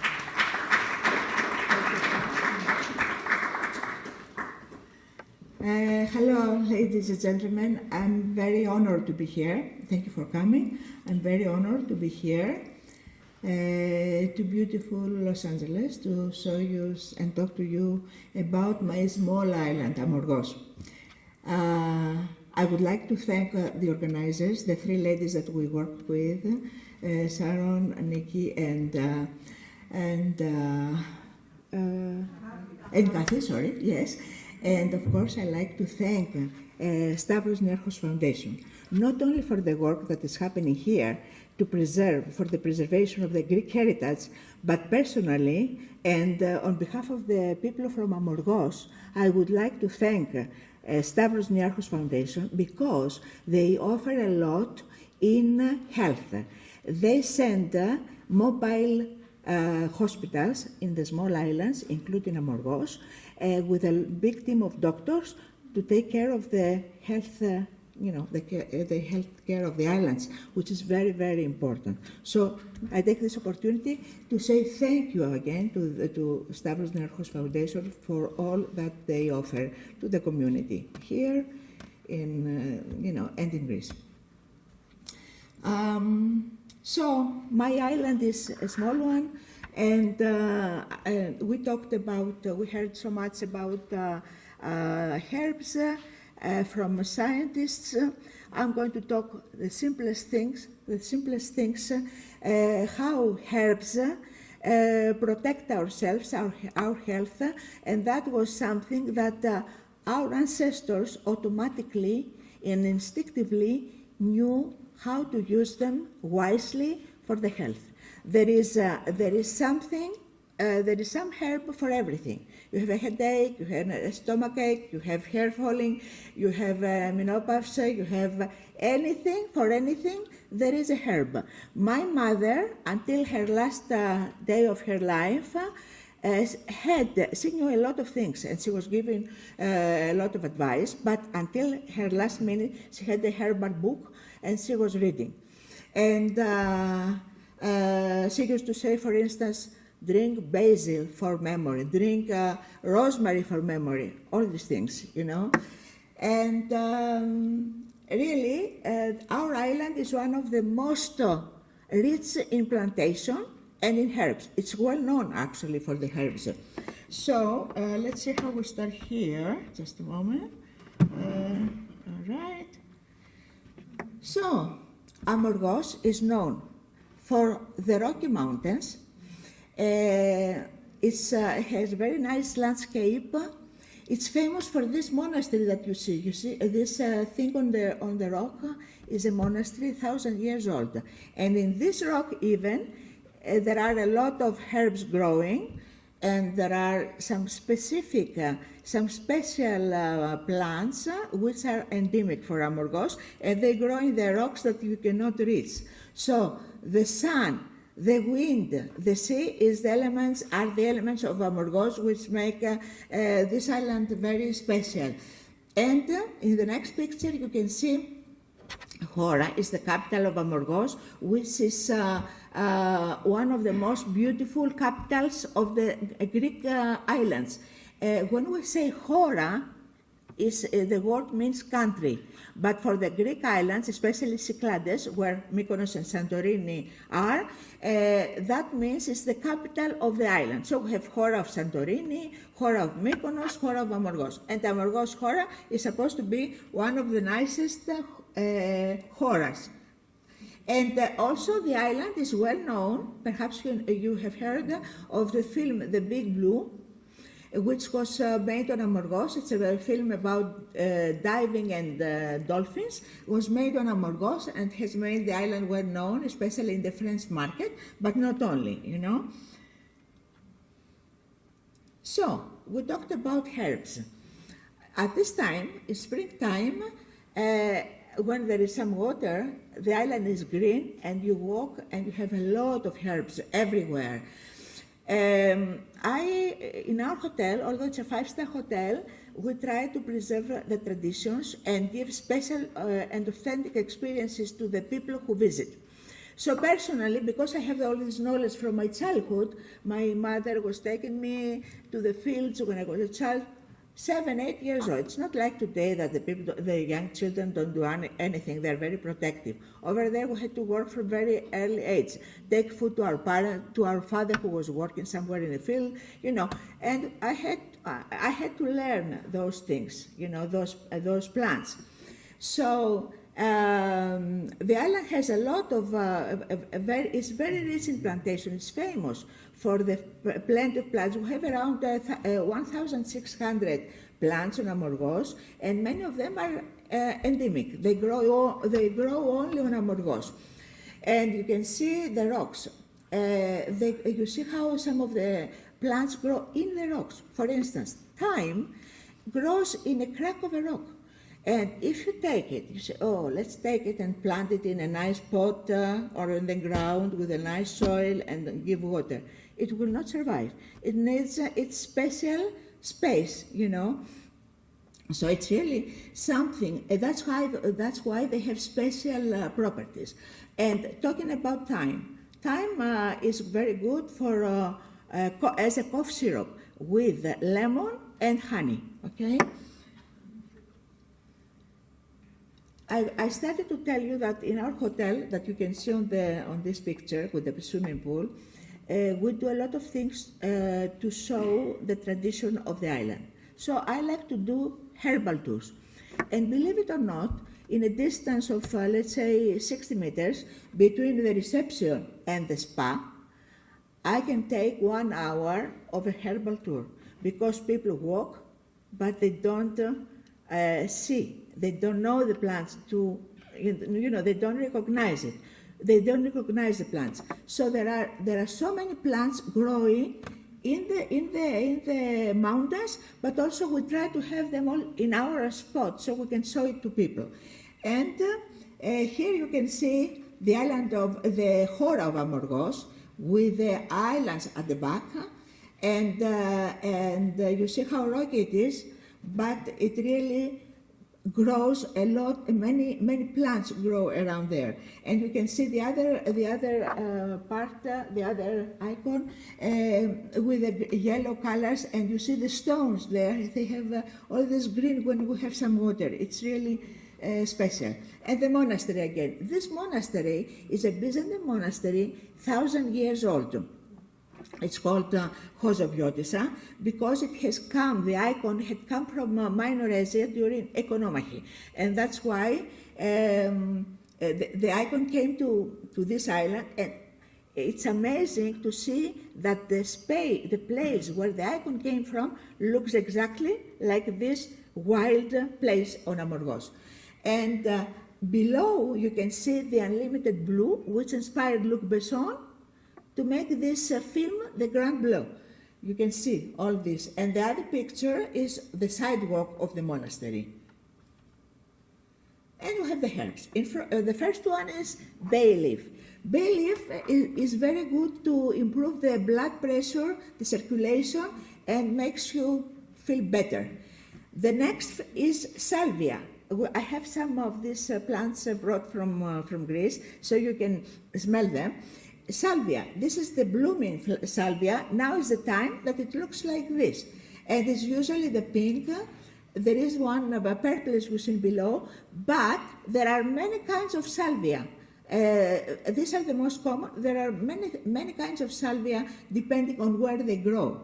And salvia is one of the herbs, flascomyle we call it in Greek, and it is one plant that has a lot of properties. Antiseptic, if you toner, like after the maquillage, to put a toner in the face, so it smells nice and it's so soft. It's for it has many properties. Then we have the wormwood we spoke about. That's one of the plants that has to be used very wisely because although it has, it supports digestion, tonic and energizing and something about sugar, many properties, we don't mention everything here, it can be dangerous if it is used over, And this is the plant which produces, which we use to produce the absinthe liquor.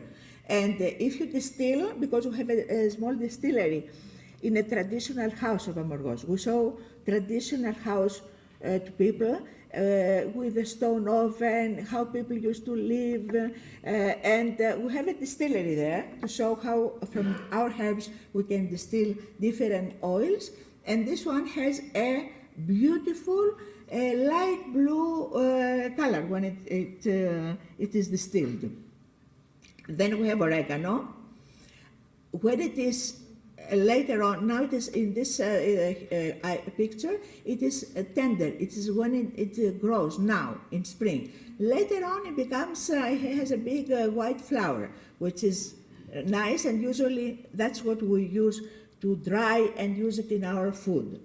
Then we have the rosemary. Rosemary, we talked about rosemary, the ladies talked about rosemary mainly, but I would tell you that rosemary is something very, very good. The flower of rosemary is very good for the bees to eat, to get the dust and the liquids there are, and make honey. It's the best. Same like thyme. Thyme is very good food for the bees. My father used to plant rosemary near the place where he used to have the beehives, so the bees would not get tired, because bees can travel up to 5 kilometers to find flowers. So their life is only 6 months, so you realize that if they get very tired by flying, they will not live so much. And something to appreciate the honey and the work of the bees is to know that during the life of one bee, the maximum honey that it can produce is 3 grams. And in Amorgos, we had one poet in antiquity, and he liked to say something. Women compare them to animals. And he only liked the bee woman, the woman who was working hard and was producing, something. So here this is purslane. What I'm holding here is purslane. Purslane may grow here in your gardens, and it is very good for the heart, the purslane. We have a lot. It has very thin seeds, so it can grow very much. You can see the crocus. Then you can see the pink flower below is the lemon geranium, which is very good as a tea, and also tranquilizing and so on. And the next with the white flower is the oregano when it is blooming. Above we have the crocus. Even in Amorgos there are a little crocus, but we don't use it so much as it is, in other islands, in other places. Like crocus of Kozani is what they cultivate and they sell. We have very little of that, but it still exists on the island. And food is not just the taste of it. It's enjoyment. It's health. Food is health. And gives us balance and gives us a good mood and everything. You can see there in the next picture with the small pies, the ladies of Amorgos get together and cook if they have big events, and we offer them. For instance, last week when it was the beginning of Lent, we have the last Sunday, we have a custom there called Captain. And it has a lot of explanation, but during this day, they have cooked all these things, fish, fried fish and everything, and they serve everybody who comes there free of charge. And of course, if they cook, it's always nice to have a glass of wine, because a glass of wine makes you happy. And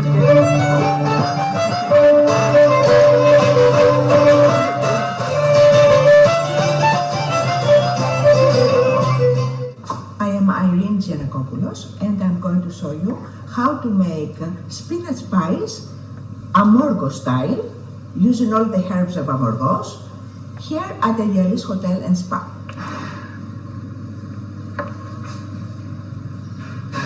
Because this is very popular among the Greek food.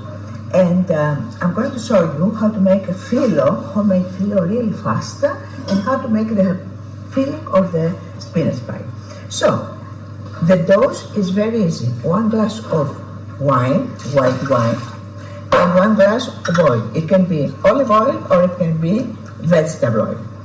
Then we're going to put a little bit of salt, 1 teaspoon of salt for this dose, and 2 teaspoons of baking powder. Baking powder for each glass of liquid. 1, 2. We mix it to dissolve it, and then we're going to use 3 cups of flour, all-purpose flour. So, 1, we go like this, 2, and at the end we need to use our hands. Okay?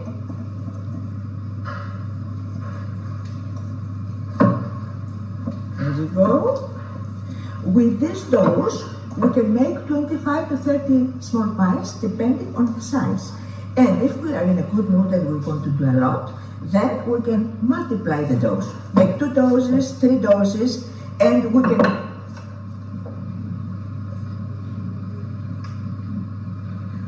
can freeze them before we bake them, or we bake them and then we freeze them.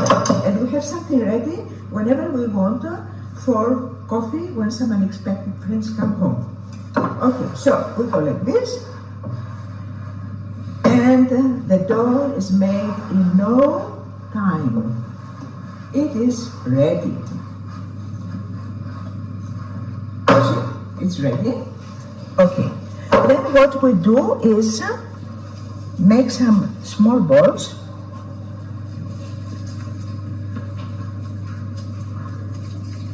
Like this, and we're going to press it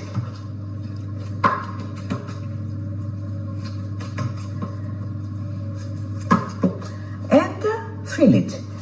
Here we have the filling of this. We can also put here, if we are not vegan or vegetarian, we can put some feta cheese in there. Okay, let's put some feta cheese, which make it real nice. Also, it is possible to use 1 egg to mix it. So we do it like this.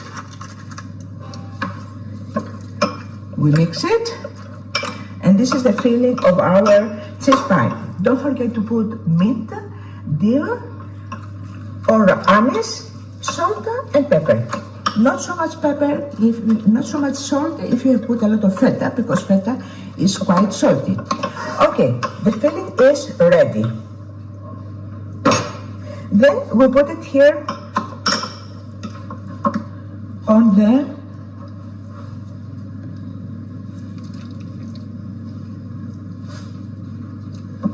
okay, and then we close it. Here we go.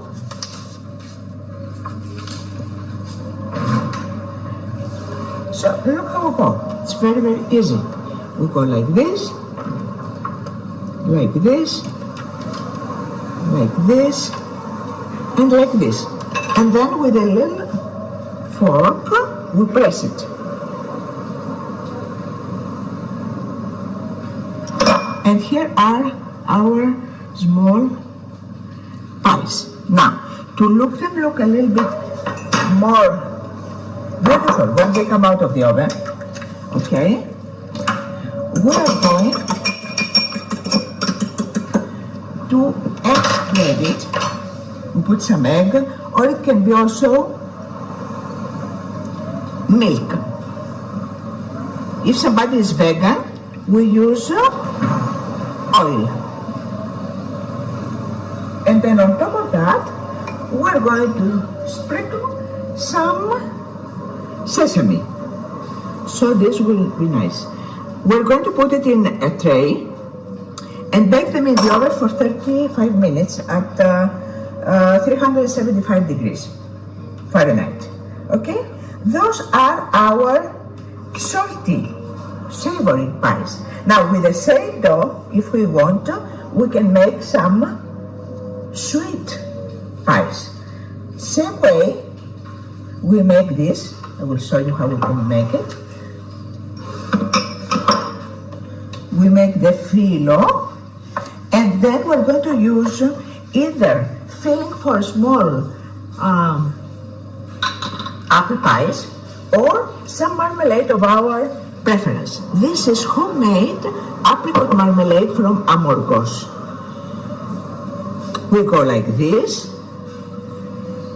and either we close it the way we have done the other pies, like this, or like this is the sweet pie, or we can roll it and make it like a croissant. See? This is like a croissant. Now, up here, we don't use sesame or egg spread because at the end we're going to sprinkle powdered sugar. So, with the same dough, we make two different pies. Savory pies and sweet pies. So, enjoy them. We are here at the Yalis Hotel and Spa, and we do a lot of cooking classes because people love it, and this is their favorite. And here, we have prepared the trays with the savory pies, spinach pies, and with the sweet pies, it's apricot pies. As you can see, we have not put any sesame on top of this because after the baking, it will be sprinkled with powdered sugar.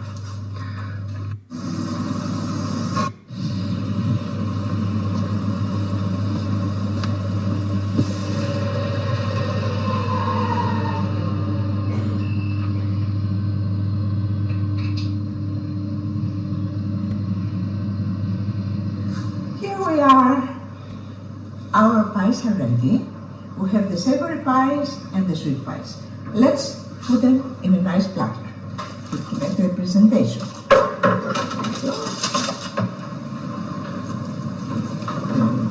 We're going to put some powdered sugar for this. Apricot is beautiful marmalade for these pies. But we can choose any kind of marmalade you like. And then we put this, powdered sugar, and for the savory pies, here we are. They look nice and shiny with the egg. Okay, here we are.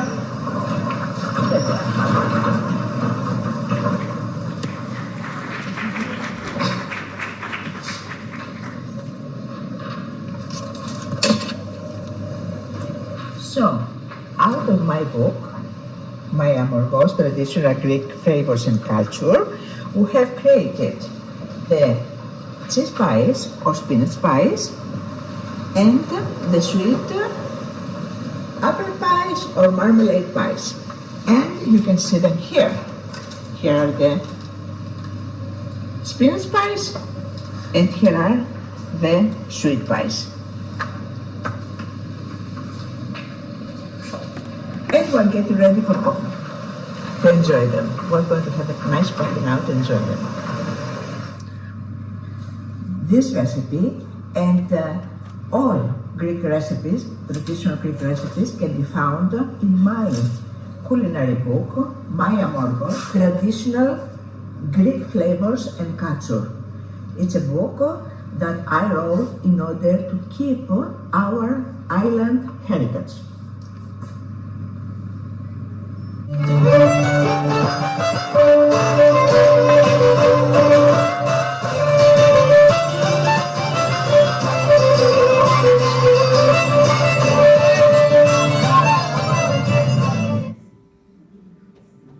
Okay, so that was, Nikki, could you please continue? Show me how to continue.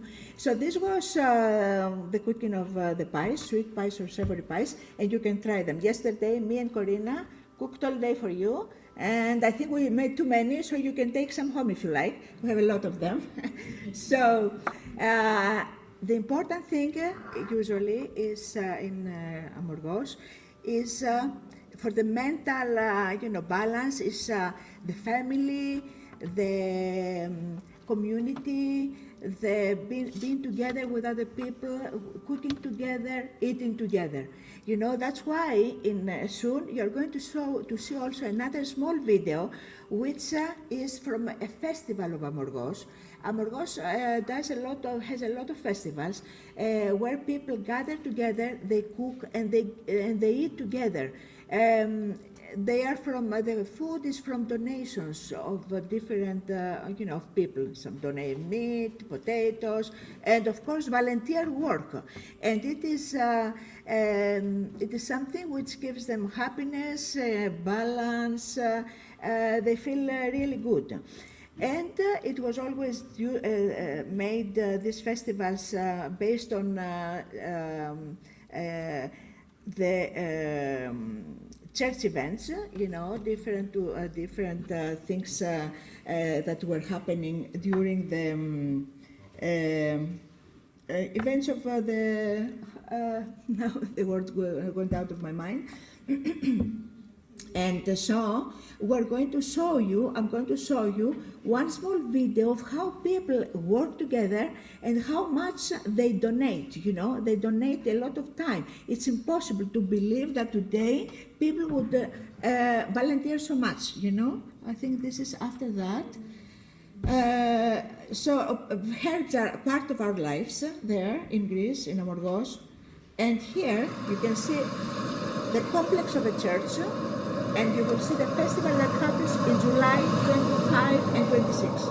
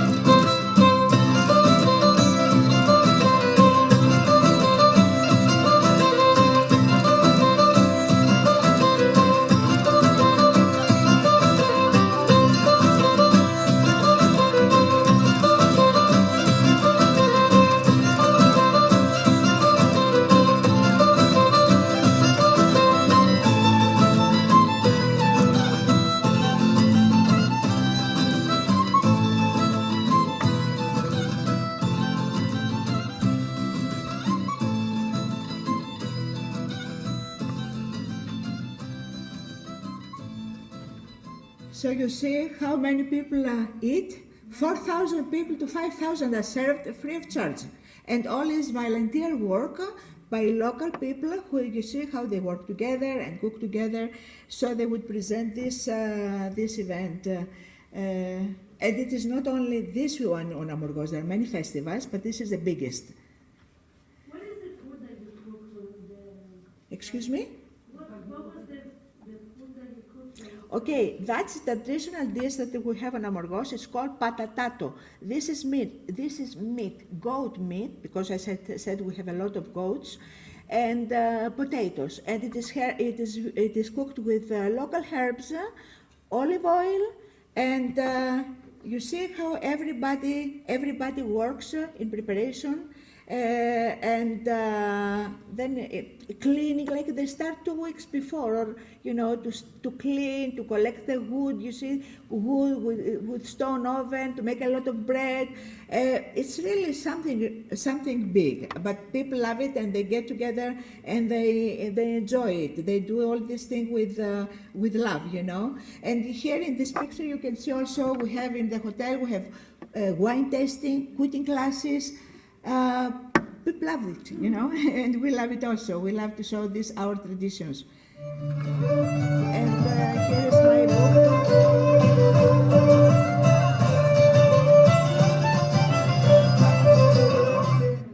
And we're making another recipe to use more herbs. It's lemon and potatoes and chicken in lemon sauce. It's very, very easy and very fast. So we have potatoes here and we have chicken. Chicken and potatoes. So we put it in the big tray and we're going to marinate it with a lot of herbs. This is a dish which takes a lot of herbs which are very, very healthy for our organization. So we have this, and we're going to take, first of all, salt and pepper. Okay, we'll go like this. Salt, we take some pepper, like that, and some oregano, dry oregano, although we have also here fresh oregano. You see, we have here fresh oregano, so we can go like this, around, and spread it around. And we have thyme. This is fresh thyme, just got it from the rocks outside. So we have the thyme. Then we have rosemary, of course, which is fantastic for the memory and for tranquilizing. Every herb has a lot of properties, so they're very, very healthy to be used in the different in cooking, in different recipes. So more thyme here, go like that, and then we also have grated garlic. This is something that you do in a blender. You clean the garlic, you put it in a blender, you keep it in a jar for a month with vegetable oil, and then it is ready to spread it in your cooking. Okay, let's put a lot of garlic, it's good.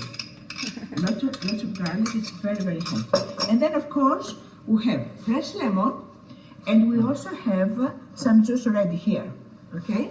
So we put some juice, some fresh lemon and some juice, like that. And there we go. And then we put them all together, we mix them all together. We have all this, we have our gloves, so we can do it like this. Everything goes everywhere. And then when we cook it, we're going to turn around the chicken so it will become brown on both sides. It smells very, very good. Very, very good. So let's put some more rosemary here. You can use rosemary even if you make just plain potatoes, in case somebody is vegan and does not need meat. This recipe can go also for goats.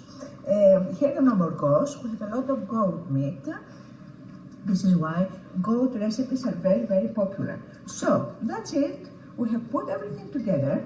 We've mixed it, everything has gone everywhere. And we can also add some leaves of Daphne, which is bay leaves, okay? And that is fantastic. Then on top of this, we're going to put, of course, olive oil.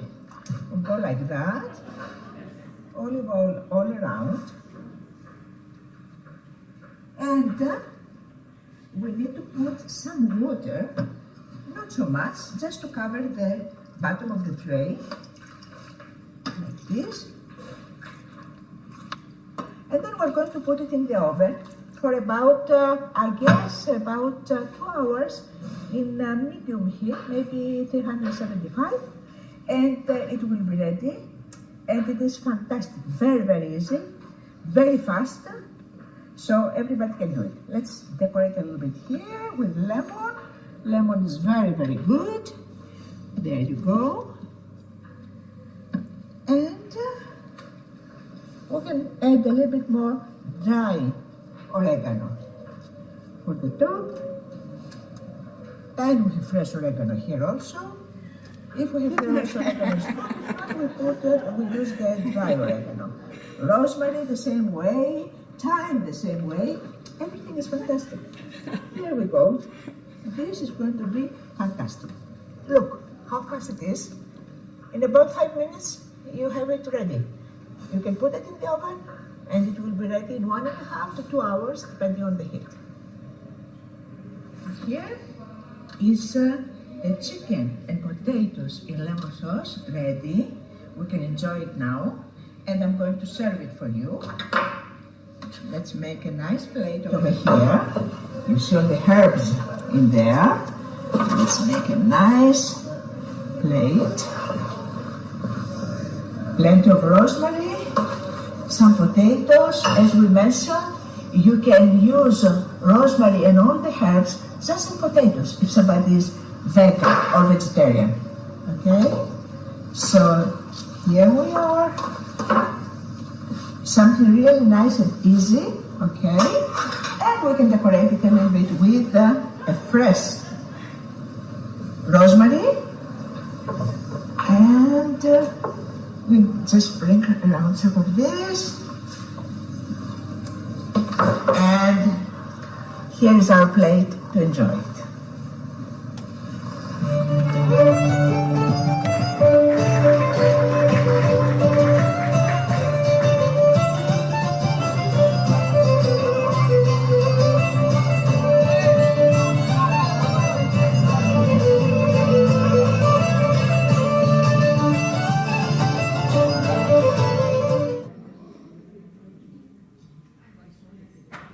So, this is, some recipes are so easy, you know, it's very easy.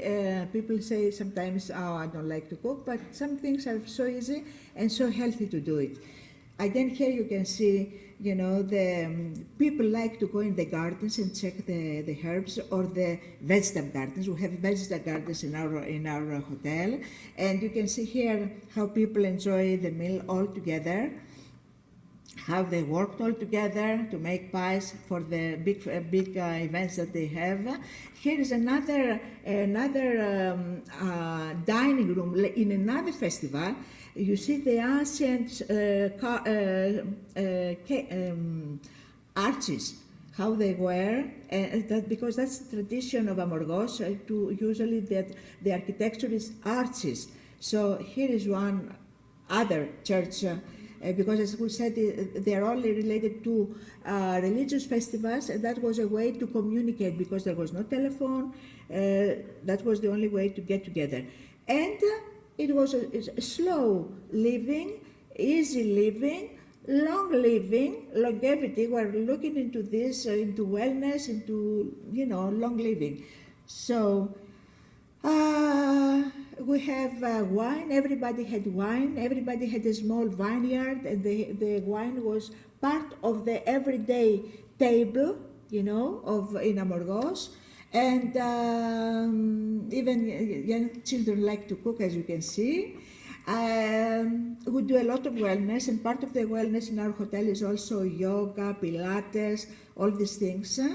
And the island is well known for the good energy, so it is good for the wellness, because from antiquity there was the water oracle dedicated to Apollo there, something like Delphi. We had a water oracle in Amorgos, and that water, the spring, is still in a church, in a monastery, St. George. So that's how things are, you know. In Amorgos, we have a good community relationship, good family relationship, and people are very happy to be there, and when they come, they feel the energy that we said. So health is created in kitchen, in family, in landscapes. In the landscapes, we can find all these wonderful herbs and plants. I will tell you something. I can go out of the house, just out of the house, and find things to cook. I'll find not spinach. What was the name that we said? Sephocla? Right? And the fennel, and cook right, you know, right there.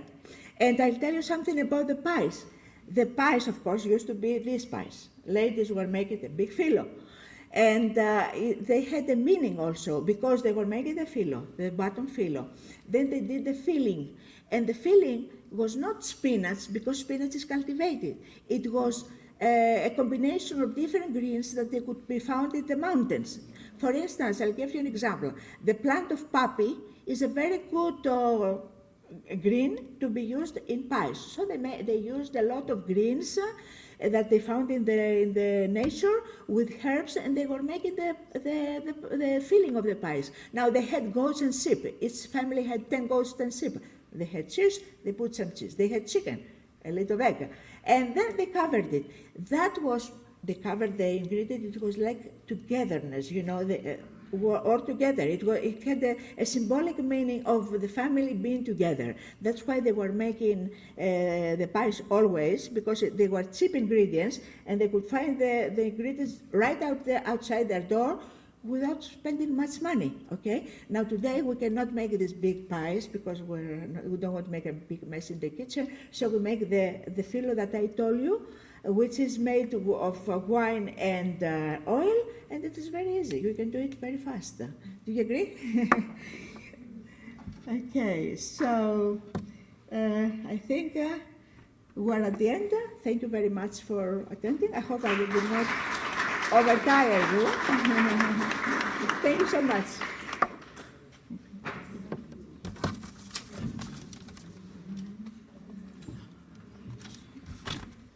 Well, I'm concluding two things. The first is that now I'm very hungry, and the second is I know where I'm going for spring break. I want to thank you so much to Anastasia Tsingodidou for proposing this wonderful symposium. I'm looking to see where she is, and welcome home. When she called me about this, I was actually teaching a class on Dioscorides, Materia Medica, to 300 students, so it came at a very good moment. We immediately agreed to host this conference, and I'm very glad we did. Thank you to my colleagues, Arion Hatzioannou, Sotirios Tetradis, Sotiris Masmanidis, Igor Spiegelman. I think their participation underscores the strength of UCLA in medical research, so we in the humanities are very grateful for all your hard work. Thank you to Leah and Lillian Polydor and the Polydor Foundation for supporting this event. Leah and Lillian are very passionately committed to research about the Cycladic, so it was a wonderful moment where they could support us. And of course to the SNF, which as was mentioned is very involved in health care in Greece right now with reconstruction of 3 important hospitals in Thessaloniki, Komotini and Sparti, so as well as the mobile hospital that's so important to so many remote islands. Today we've heard a number of fascinating talks addressing very, very serious health issues, and I think we can all agree that Greek scholars are offering important ways to address the slowing of the progression of neurodegenerative diseases. This is such important research. So I thank Dr. Corina Atsopardi, Professors Marigula Margariti, Dimitref Thimiopoulou, Marita Papayani, Konstantinos Xanthopoulos, and of course Anastasia for her wonderful presentation. I want to especially thank Mrs. Irini Yanakopoulos for her inspiring, heartfelt lecture and for her tireless work baking for us. My kitchen has never seen so many pies made in one day. The whole house smells wonderful. I hope that you all get a chance to try everything that she made, including the halva, which I think she made for me. It's one of my favorite dishes. So this is the first scientific conference our center is housing after 7 years in existence. I hope it will serve as a model for future gatherings of Greek and American scholars addressing medical, engineering, botanical, business, legal issues, in addition to all of our other humanities offerings. But I want to signal what's coming up for the rest of March, and that is next Saturday if you have nothing else to do. Please join us in the morning at 10 o'clock for a discussion of Ioanna Karistiani's wonderful book, The Jasmine Isle, followed in the afternoon by a community celebration of World Greek Language Day in Bellflower, where I will be so thrilled to honor the students who took the Elinomathia exams at UCLA, some of them Nicole students. The students, 31 students, most of them passed the exam with Arista, which is really a spectacular accomplishment, and we're looking forward to welcoming them back to UCLA this spring. March 27th, we're having a Zoom discussion of a new book, The Fumes of Mars, authored by Katerina Angelopoulou. Katerina is a friend, the daughter of the great film director Theo Angelopoulos. Many of you heard that his house burned down in the Mati fires, and this is a discussion with Katerina, who sheltered in the sea while her family home burned down. So it's a very important discussion. And then finally, April 22nd, if you're in Athens, I welcome you to, where I'll be, the opening of a very important exhibition, Weaving Dreams, based on our university's research about kilims in the village of Yeraki, Laconia, and that takes place at the Giga Gallery of the Benaki Museum. So hopefully I'll see some of you there in person. Maybe we'll have some good food, I don't know, but certainly good wine. Anyway, thank you all for taking your morning to be with us. Thank you.